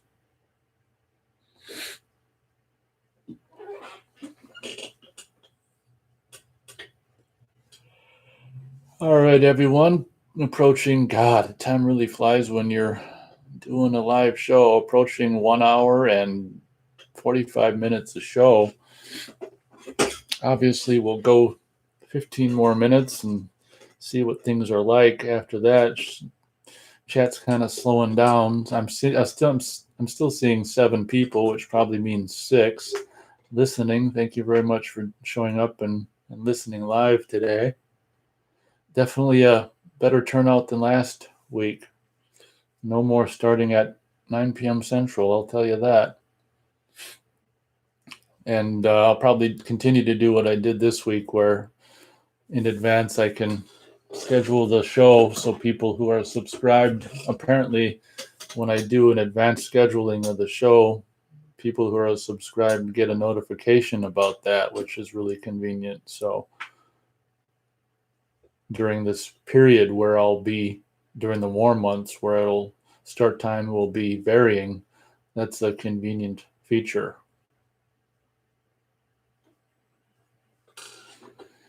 Iron Rooster says that Slumber Party Massacre 2 Laserdisc is awesome. Yeah, isn't that fun? He's referring to a video I just uploaded recently where I'm showcasing the original Embassy Laserdisc release of Slumber Party Massacre 2. Then I did some research. I don't know if I looked on eBay or where the hell I did my research, but it's very possible that that's the only Slumber Party Massacre that's ever on Laserdisc. That was ever on Laserdisc. It seems to me like the first one would have been, but yeah, it's possible that that's the only Slumber Party Massacre on Laserdisc. I think by the time 3 came out, it was like I don't even know what. I've got the original tape of 3. Where the hell is it? I don't know what home video that was on, but it's possible that Slumber Party 2. I'm trying to look for the. Oh well. Possible that Slumber Party 2. Oh, here it is. In my studio. Yeah, it's a real funky. I've got the original Slumber Party Massacre unrated VHS, and it's a funky ass, New Horizons home video. So it's, it's Roger Corman's own probably home video. And he probably didn't have the means to put out a Laserdisc of this, I would imagine. This came out, it's got copyright 1990. So, but I would have assumed that the first one would have been on Laserdisc, but maybe not. I'm glad you enjoyed that video. And I was surprised because several weeks ago, I was digging through Laserdisc collection, and I was surprised I had that. I don't remember having it. I looked on eBay and I saw one on there for $100 that someone wanted for it. So there. Iron Rooster says, I think that thing is pretty rare. Yeah, you might be right. Like I say, $100 on eBay, and I think there was only one of them. It's not like there was all kinds of them, and some person was asking a ridiculous $100 price. I don't remember if my Slumber Party Massacre 2 Laserdisc has a hole punch. Probably. I don't remember. Austin Wilcutt says New Horizons, laugh out loud. I remember them. Yep. I think it's, it was like Roger Corman's own home video label. And I can only assume they didn't have means to put out Laserdiscs. So it's a possibility that Slumber Party Massacre 3 was never on Laserdisc. I'm pretty sure that Sorority House Massacre 2 came out on New Horizons home video as well, along with that. Because in '93, I remember, because of the Jurassic Park craze, they put out that movie, was it Carnosaur or something? Wasn't that on New Horizons home video? Because that was Roger Corman, wasn't it? Oh my God. New Horizons.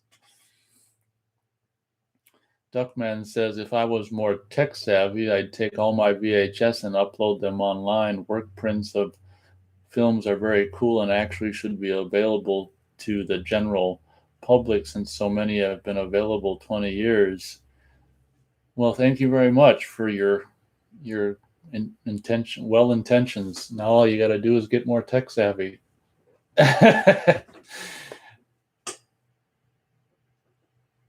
Yeah, I'm sure, a lot of people would love to. I can only assume that work print you're referring to isn't on YouTube. Otherwise, you'd simply point us to that work print of Phantasm 3 on YouTube. Austin says, New Horizons put out all of the Carnosaur films on VHS. Yep, I don't doubt it. Iron Rooster says, I have an old video store magazine that has some cool Slumber Party Massacre 2 advertisement in it. That's cool. It seems to me I might have showcased it in my review of Slumber Party Massacre 2. I don't remember what. Oh, you know what? Never mind. I probably showcased it in my review of the Slumber Party Massacre 2 and 3 Blu-ray Scream Factory release, because I got a like a little mini poster for the movie that's got the poster on one side and then some home video store selling point facts on the other side or something. I'm pretty sure I showed that showcased that little mini poster thing, double-sided thing on my video I did reviewing the Scream Factory Blu-ray release of part 2 and 3. That's really cool, though, that video store magazine. Now, if you made videos, you could show us these things, but from what I understand, Iron Rooster doesn't make videos. Then he could show us his sealed Friday the 13th VHS tapes. Austin says Carnosaur actually went to theaters and Siskel and Ebert reviewed it on their show. Wow, I didn't know that. Huh. Gary Page says, Nate, when you showcase Silent Running, Bruce Dern was great in it. He's an underrated actor, but he was brilliant and hilarious in The Burbs. Yeah, I've seen The Burbs, not very familiar with it.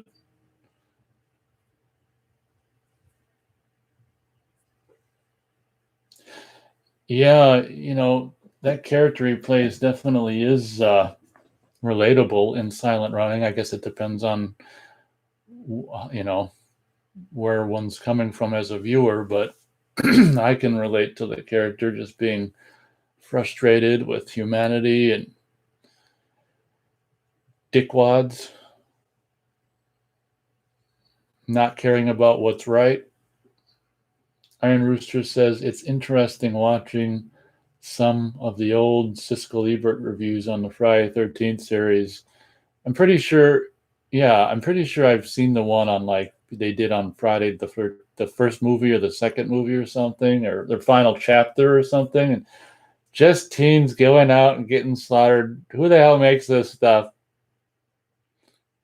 Austin says Vidmark is another childhood VHS company. I remember they put out so many shitty movies and a few gems. Yeah, I've got some like robot movie they put out in the 90s. I can't remember what it was called, but some shiny robots on the cover. Should I go? I think I know where it is. Now I got to see the title.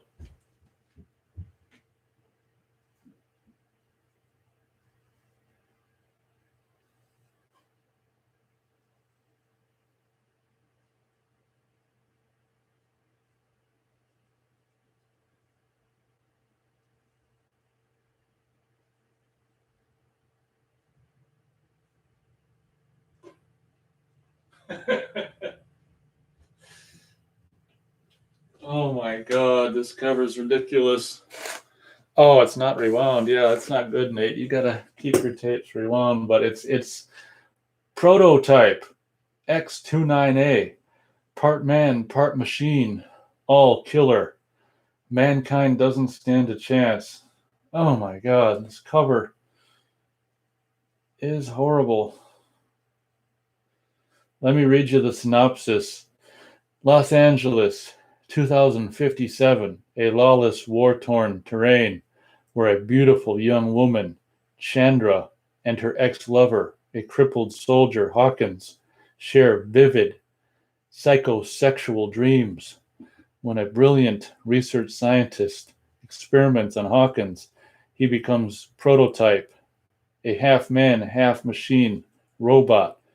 The experiment goes out of control, and the Prototype goes hunting for Chandra, whom he is programmed to kill.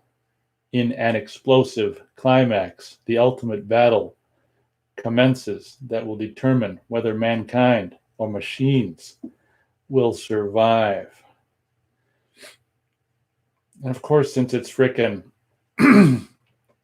Roman numerals, but it's probably the early 90s, Prototype X29A from Vidmark Entertainment. Yeah, I really got to rewind that. Now I kind of want to watch it. Yep, but good call there, Austin, on Vidmark. I hear you there. Austin says Siskel and Ebert hated all the Jason films. Yeah, I don't doubt it.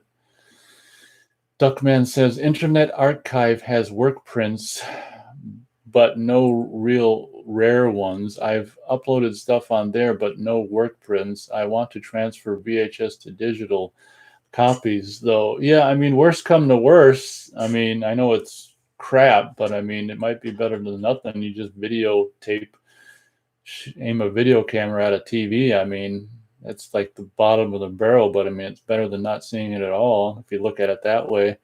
Austin says, yes, Siskel Ebert's Carnosaur review is on YouTube. That's fun. Oh, okay. Yeah, I saw this recently too. Austin says, Saw 1 is getting a 4K disc.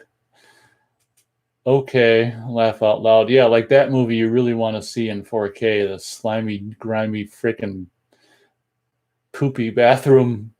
Oh, I saw that too, and I laughed at that news. Saw 4K. Austin says, do you have Nightwish on VHS? That was Vidmark.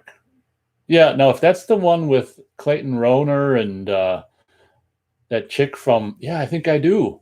The chick from Friday the 13th, Part 7, I think I do have that on VHS.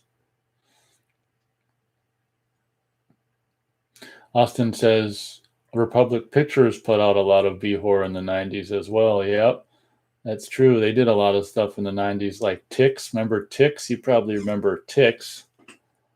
And all kinds of stuff. Well, they did a lot of the Amityville movies in the early to mid 90s. Mr. Tight White says, been listening. My man cave / game room has been only a storage room since house was flooded during Harvey. Actually still have work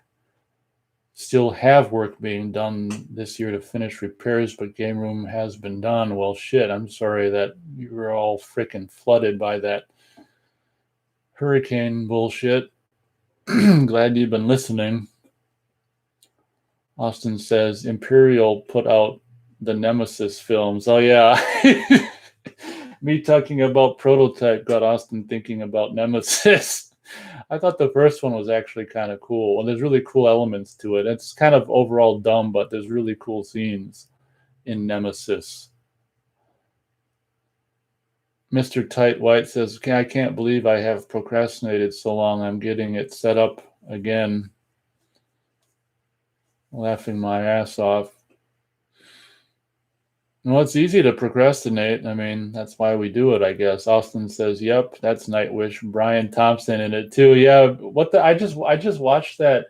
I'm pretty sure the new scan is, or at least years ago when I watched it, was on Prime, the Blu-ray scan, and I just watched it for the first time in the longest time, and it was just, I remember it being a lot better than it is. Remember Wendell, the character of Wendell mops the floor. I can't remember what any of the lines are, but there's this stupid character, this idiot guy is like, I don't know, guards something or lives in the shed or something. Wendell does this and Wendell does that, and yeah, Brian Thompson is the big macho muscle man in that movie, and it's got the chick from Friday the 13th Part 7 and Clayton Rohner, and yeah, that movie's kind of I don't know. Wendell mops the ground. I can't remember what the lines are. Iron Rooster says, I remember Slugs, laugh out loud. Don't know who put that out. Yeah, I think that title came up in a past show, and I said, I got that. I bought that once blind buy. I can't remember if it was a DVD or VHS, but it grossed me out so much that I just gave it to a buddy. Austin says, I've seen Ticks. I think it's on Tubi as well. If anyone listening hasn't seen it, is a wood tick horror movie from the mid 90s with what the hell was that kid's name? Seth? Is it Seth Green? I want to say early Seth Green. Austin says Slugs was awesome. Well, enjoy your Slugs, guys. Austin says, I have all the Nemesis films on Blu-ray from MVD. Yeah, they put them all out. I was contemplating on getting the first one, but then I streamed it on Prime, and I'm like, it's a movie that's got really cool scenes, but in my opinion, I don't know, the majority of it's just filler. Duckman says Nemesis isn't bad. I got a collector's edition, lots of cool extras. Yeah, it's probably the MVD version. Gary Page says Night Wish is crazy in a good way. Yeah, I mean, there's good things about it. It's funny because that recent HD scan that I streamed on Prime years ago, it was almost like they screwed up because it happened once or twice in between like real changes. It's like the picture went to black or something, or you could see it was like they screwed up when they did the scan. So I hope that's I can only assume that's what the Blu-ray is like too, like where there's just blank parts of the movie in between real changes. And I'm just like, talk about a sloppy treatment. But if that's still on Prime, check it out, and it's just funny. Austin says Iron Rooster New World put out slugs, but the film was made in Spain. Okay. Austin says Duckman, all three versions to both aspect ratios, referring to the Nemesis films. Oh yeah, that's something that's cool about the Blu-rays of those movies. They got two aspect ratios. That's fun. Iron Rooster says cool. Gary Page says Nemesis has that got Deborah Shelton. Austin says Seth Green and Amy, I can't, how do you say this? Dolez are in Ticks back when Seth was a nobody. Yep. Duckman gives thumbs up to something. All right, everyone. We're about 2 hours into the show at this point. I'd say we could probably do maybe 30 more minutes, and by then I'd probably just be sick of it. Why don't we shoot for 30 more minutes, which is actually coming up on 19 more minutes as we speak, and maybe call it a day.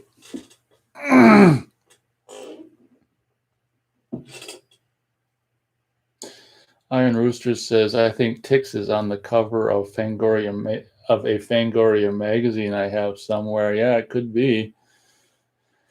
Yeah, I remember all those Republic Pictures horror movies that came out in the 90s, and Night of the Demons 2 was on Republic Pictures home video, and it seems like there was a lot of Republic Pictures horror movies on tape back in the 90s.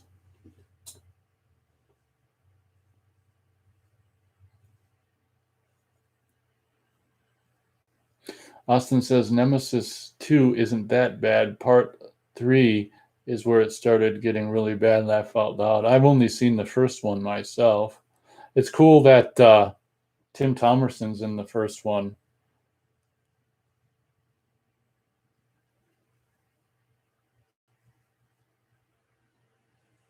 Austin says Nemesis 4 is painful to sit through. It has to be seen to be believed. Well, how many are there? 4?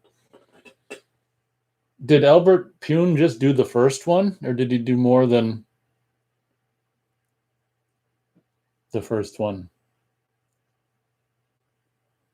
Austin says Republic put out all 3 Night of the Demons films and Witchboard films, Highlander 1 and 2 as well. Oh, okay. There's 3 Night of the Demons? I thought there was just 2.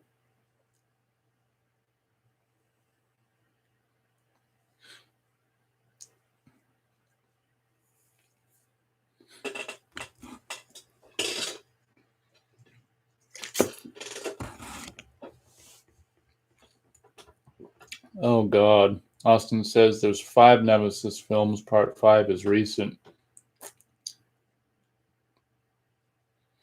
I wonder whatever happened to Albert Pune. He did some good kind of B-grade action stuff. Here's a question for you guys. I'm sure you guys someone on here will know about this one. It was probably 93 or something. Anyone remember this movie he did called Knights? Chris Christopherson, and there was some like ugly female athlete or something in it, and Lance Henriksen was a baddie. It was kind of cool. Just filmed in the desert and post-apocalyptic. Seemed like Lance Henriksen had a robot arm or something. Austin says, yes, Pune did 2 through 4. Oh, wow. That's cool. Duckman says, did you get anything from Kino Lorber Spring Sale? Really awesome distribution house that gets overlooked by movie fans. No, I didn't get anything from the sale, I'm afraid. Did you?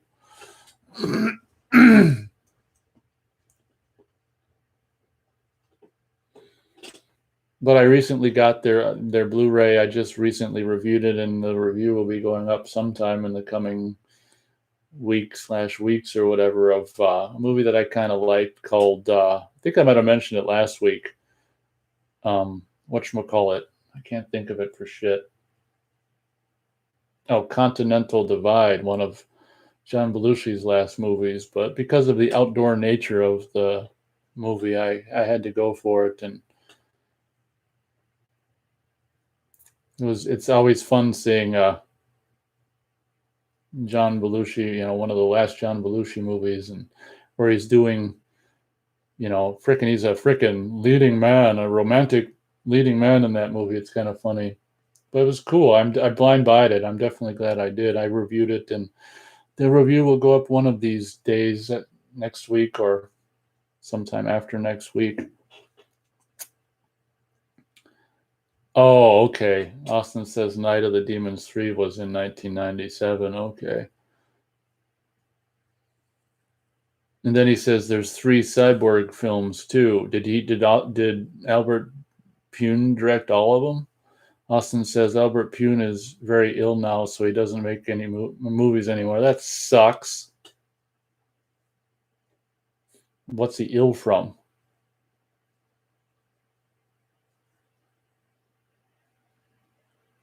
Duckman says laugh out loud. Yeah, way too much. I don't know what he's talking about.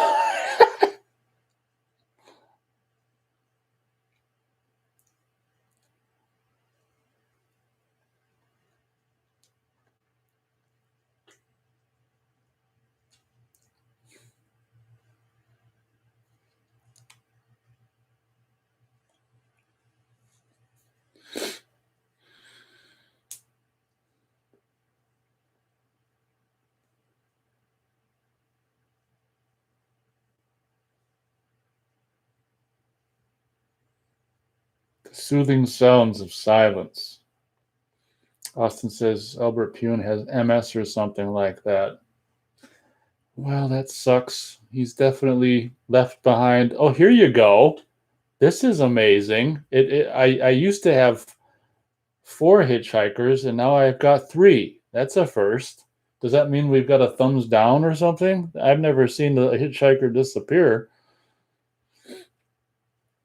Iron Rooster says, have you watched the documentaries Never Sleep Again and Crystal Lake Memories? I think I've got possibly Crystal Lake. I'm not exactly sure.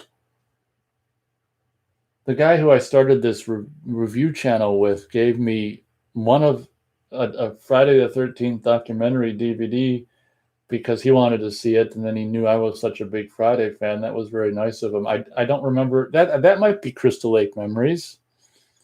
I don't remember. I wish I could remember which one he gave me. I know I've never seen Never Sleep Again, and I actually should because I've been getting into the nightmare movies again recently, and I really should watch Never Sleep Again documentary. Is there a way to watch it for free or something on YouTube or Tubi, or is there a way to see Never Sleep Again documentary for free? Duckman says bought a lot of films during that sale, 2 different orders. Okay, really cool. Yeah, I'm definitely a fan of Kino Lorber and love what they've been doing, and I'm excited about every time I mention it on here. No one says anything about it, but that's okay. I'm excited about their upcoming Blu-ray release of the James Garner film Tank from 1984. That's an upcoming, soon to be released. I think it's next month. Blu-ray by Kino Lorber. So yeah, I definitely like what they've been doing. And oh my God, I just rewatched and I'm gonna review soon here the Blu-ray of Killdozer. Oh, I'm so grateful for them for putting out that Blu-ray of Killdozer. it's a guilty pleasure of mine, and the Blu-ray is just spectacular. I think even on blue-ray.com, the image gets a perfect score. Oh, I can't recommend enough their Kino Lorber's Blu-ray release of Killdozer. Please buy it.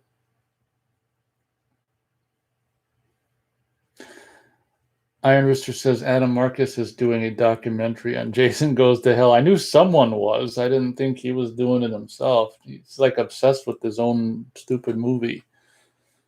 Oh, Duckman says his name was Jason, was the first Friday the 13th documentary. That's probably the one he gave me. Okay. Austin says no. Michael Schroeder made Cyborg 2 and 3. Okay. Iron Rooster says YouTube has Never Sleep Again for free, amazingly. Laugh out loud. Well, goddamn. Thanks for that info. How long is that? I mean, that's a reason why I don't really watch that stuff. It's like when stuff is like 4 hours long, it's just like it seems so daunting. I don't even want to start it.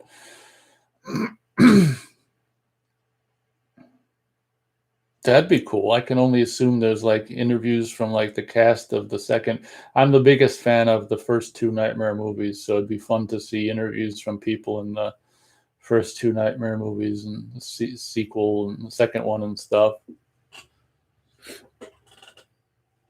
Duckman says the Nightmare on Elm Street 2 documentary is really good. It's interesting, beautiful, and tragic. People on Amazon really trashed it. It's so good, in my opinion.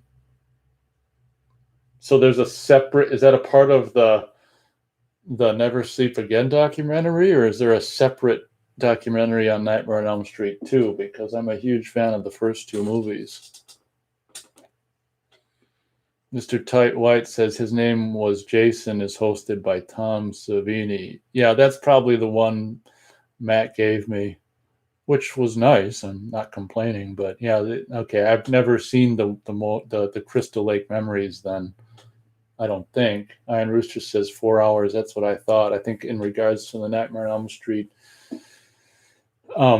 documentary, Never Sleep Again.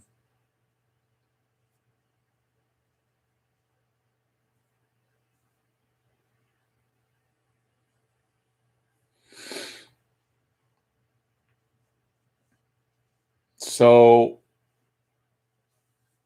is that Nightmare on Elm Street 2 documentary something separate from the Never Sleep Again documentary?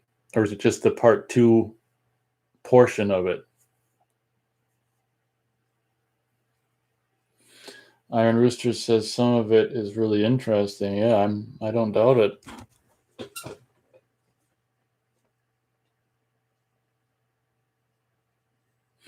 Oh, okay. Duckman says no, it's called Scream Queen. Oh, they probably are referring to the guy, I bet. The main male star.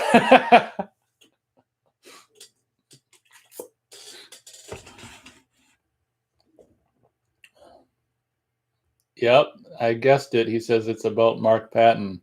Interesting. Let me take a picture of that title. I'm gonna look that up. Is that on YouTube?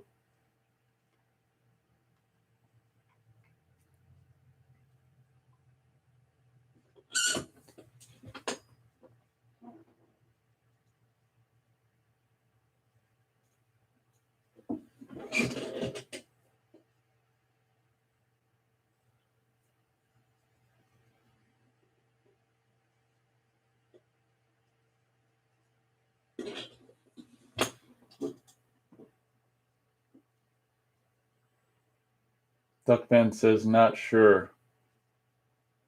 Well, I'll see if it is, and if it is, I'll watch it. If it's not, I won't watch it. Yeah, I'm a big fan of the first 2 Nightmare movies. You guys, you returning listeners, probably already know that. All right, guys, we're approaching 2 hours and 15 minutes into the show, which will mean only 15 minutes left. Oh, my back. It's a mystery about that. 4 hitchhikers down to 3. Maybe that happens when there's a thumb down. I don't know. or one of them just maybe got picked up, I suppose.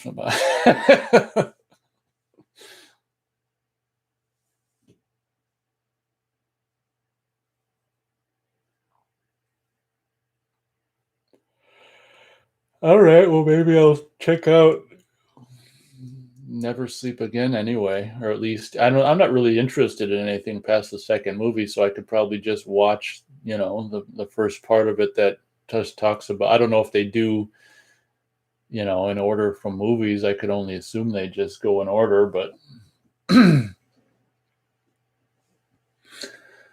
Iron Rooster says, "What's some of your favorite poster artwork of the '80s?" So I can definitely. It's really cool. That's a good question. It's really cool because I can answer that question probably by saying, probably my all-time favorite poster of all times from the year 1980, and you guessed it, it's the poster for Friday the 13th from 1980. And beyond that, I mean, I don't. It's really hard to say. I guess. I mean, I like the poster for the original Nightmare on Elm Street as well. I guess it's one of these questions again where it's like it's hard to answer on the fly, I'm afraid. You know, but I guess I'm a the recent release of the recent re-release of The Forest on Blu-ray reminded me of how much the poster for The Forest is awesome. Obviously, not many people know about that movie or that poster, but that's a pretty cool poster for, especially for being such an unknown low budget movie. That's a hell of a poster. I guess as long as I started the show with Don't Go in the Woods, I like the poster for Don't Go in the Woods as well. But it's hard to, like I say, think on the fly. I mean, that was really fun when they still were doing paintings, like those classic Indiana Jones posters and stuff, and where they were doing mostly paintings still.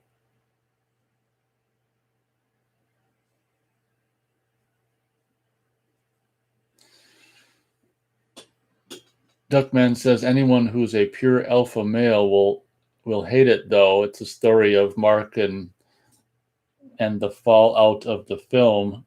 Yeah, I mean it's probably you know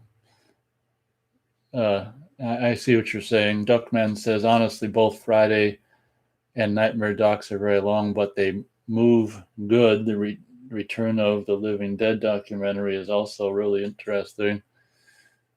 Iron Rooster says it's too bad Friday the 13th part 4 and 5 original poster were just phase. I think he meant phrases. Oh yeah, phrases. Yeah, it was like they were just lazy or something, It was like, okay, well, we got another Friday the 13th. Let's just hell with, spending any money on advertising. We'll just make the simplest posters we can.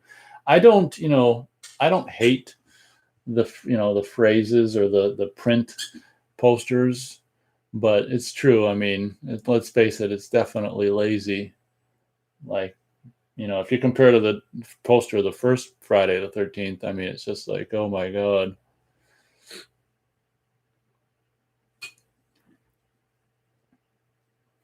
Yeah, it's a bummer about the because I've seen that artwork. I'm pretty sure the guy who did the poster for the first Friday 13th did one for the second movie with like Jason coming out of the lake attacking some girl in a canoe, and that was obviously unused. And it's kind of kind of weird that he did that poster because that like doesn't happen in the movie. And like his poster for the first movie is so representative so well of the first movie. It's just a weird that he did that poster for the second movie that really doesn't it features a moment that doesn't happen in the movie.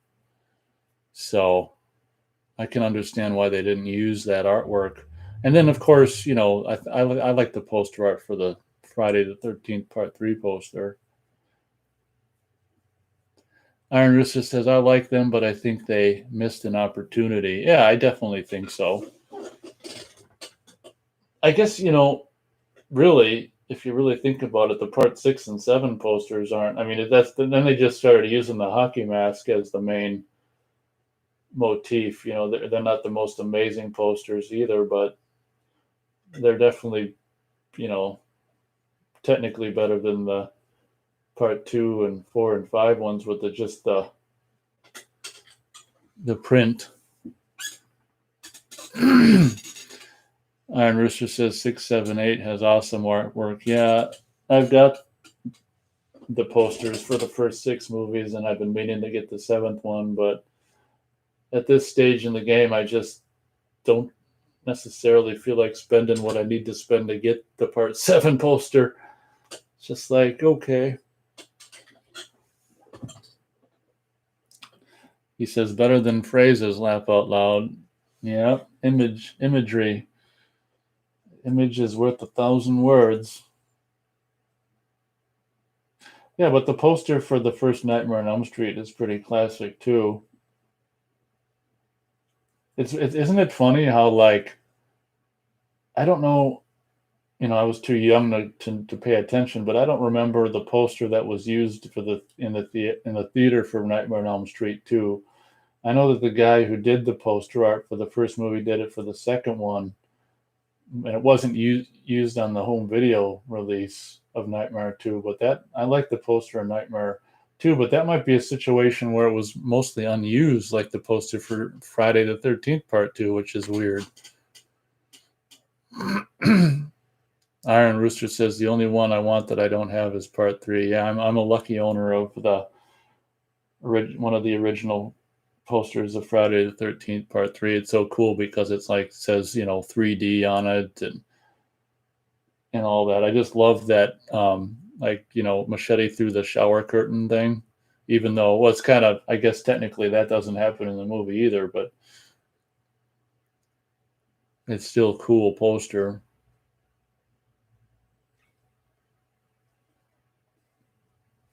Gary Page says there's a reaction video to Friday the 13th, 1980 on YouTube, and the viewers are jumping scared. But after the film, all they can say is it's dated. Fucking lying bastards. Yeah. So it's scaring the shit out of them, and then they just like lie afterwards and say, "Oh, it's dated. Didn't do anything to me. I was asleep."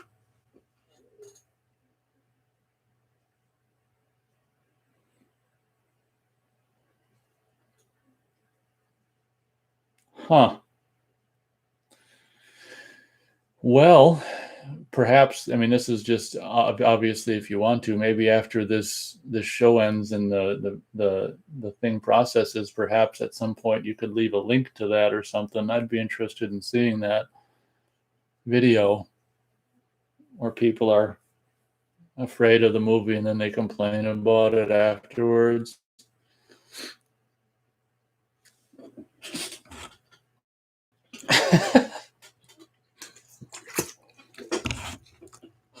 Duckman says there's a coffee table book by a musician all about his horror movie poster collection. Dude is a hardcore collector. Okay, that's cool. Yeah, another classic poster from the 80s is Sleepaway Camp, with the shoe, knife through the shoe.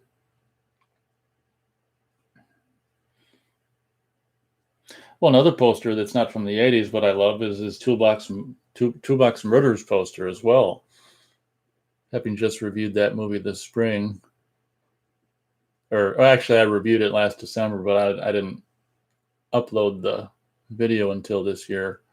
But Toolbox Murders poster is great, and like the original Halloween poster, that's great. They're just so cool when they're those paintings, All right, guys, approaching 2 hours and 25 minutes into the show, which will mean only 5 minutes left, I'm afraid. Well, I'm glad I could do the show earlier again this week for you guys in the UK. Possibly going to happen next Thursday as well. I'll keep you guys posted. Might be another chilly Thursday. So if that's the case, I'll start next Thursday at 1 p.m. as well. We'll just have to see what the weather brings next week.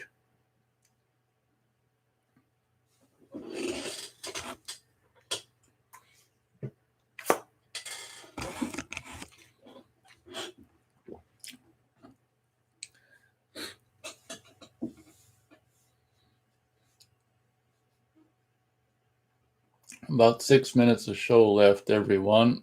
Chat's pretty much dead, which is fine since we're going to be ending anyway. As the show's coming to a close, I suppose I can say farewell and adieu to you fair Spanish ladies. Farewell and adieu, you ladies of Spain, for we've received orders for a sail back to Boston. So nevermore shall we see you again. So while I was singing, my 3 hitchhikers went down to 2. This is just unbelievable. I can only assume that means when people thumbs down the video, it affects the thumbs up, which makes no sense at all to me. But you know, what's that phrase? Haters love to hate. Okay, now it's back up to 3 hitchhikers. Isn't that something? All right, guys, about 5 minutes left of me rambling to myself for you guys this week. Yeah, I think 2.5 hour show is a pretty decent length. The 3 hour shows are getting a little taxing on Nate. Mr. Tight White says hitchhikers. Yeah, I call people who thumbs up the videos hitchhikers. Instead of saying I've got 3 thumbs up, I've got 3 hitchhikers. And today was just really strange because I was up to 4, then it went down to 3, and then I started singing and it went down to 2, and now it's back up to 3. So usually, I mean, and I thought if you got thumbs up, I didn't think they went away. So that was just really weird. Okay, so Iron Rooster says 4 now. I'm still seeing 3. That's just weird. That's just weird.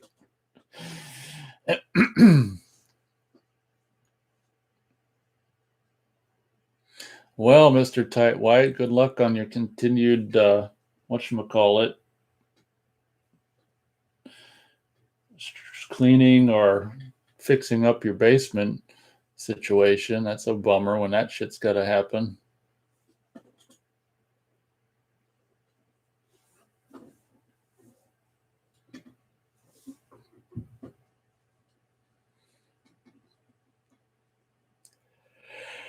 Yep. A lot of silence here in the final minutes of this week's show, that's for sure.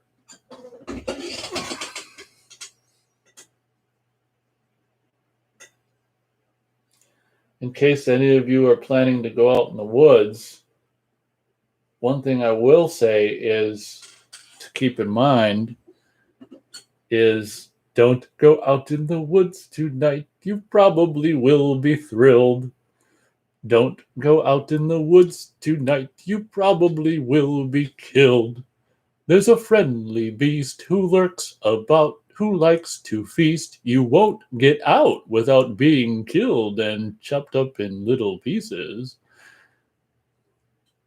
It's just something to consider if you're thinking about going out in the woods tonight. I'm seeing 4 thumbs up again. Jesus Christ. I didn't think those could be taken away. Oh, man.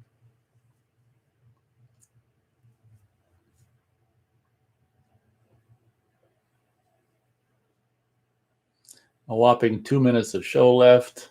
Iron Rooster says, ha, ha, ha, ha.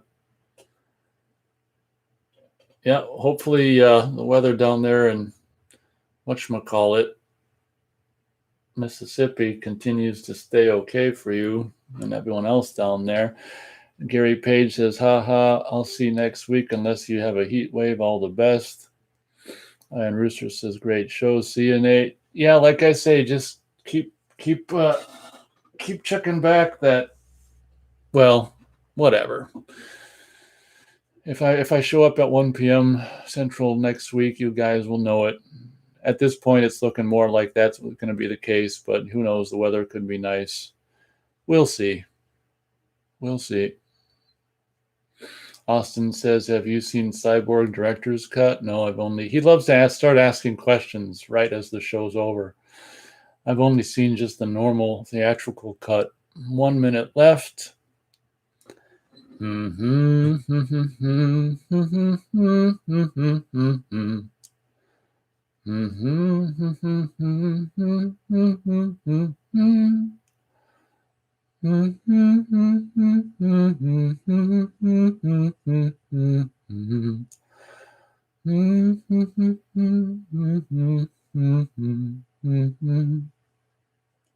Show me the way to go home, boom, boom. I'm tired and I want to go to bed.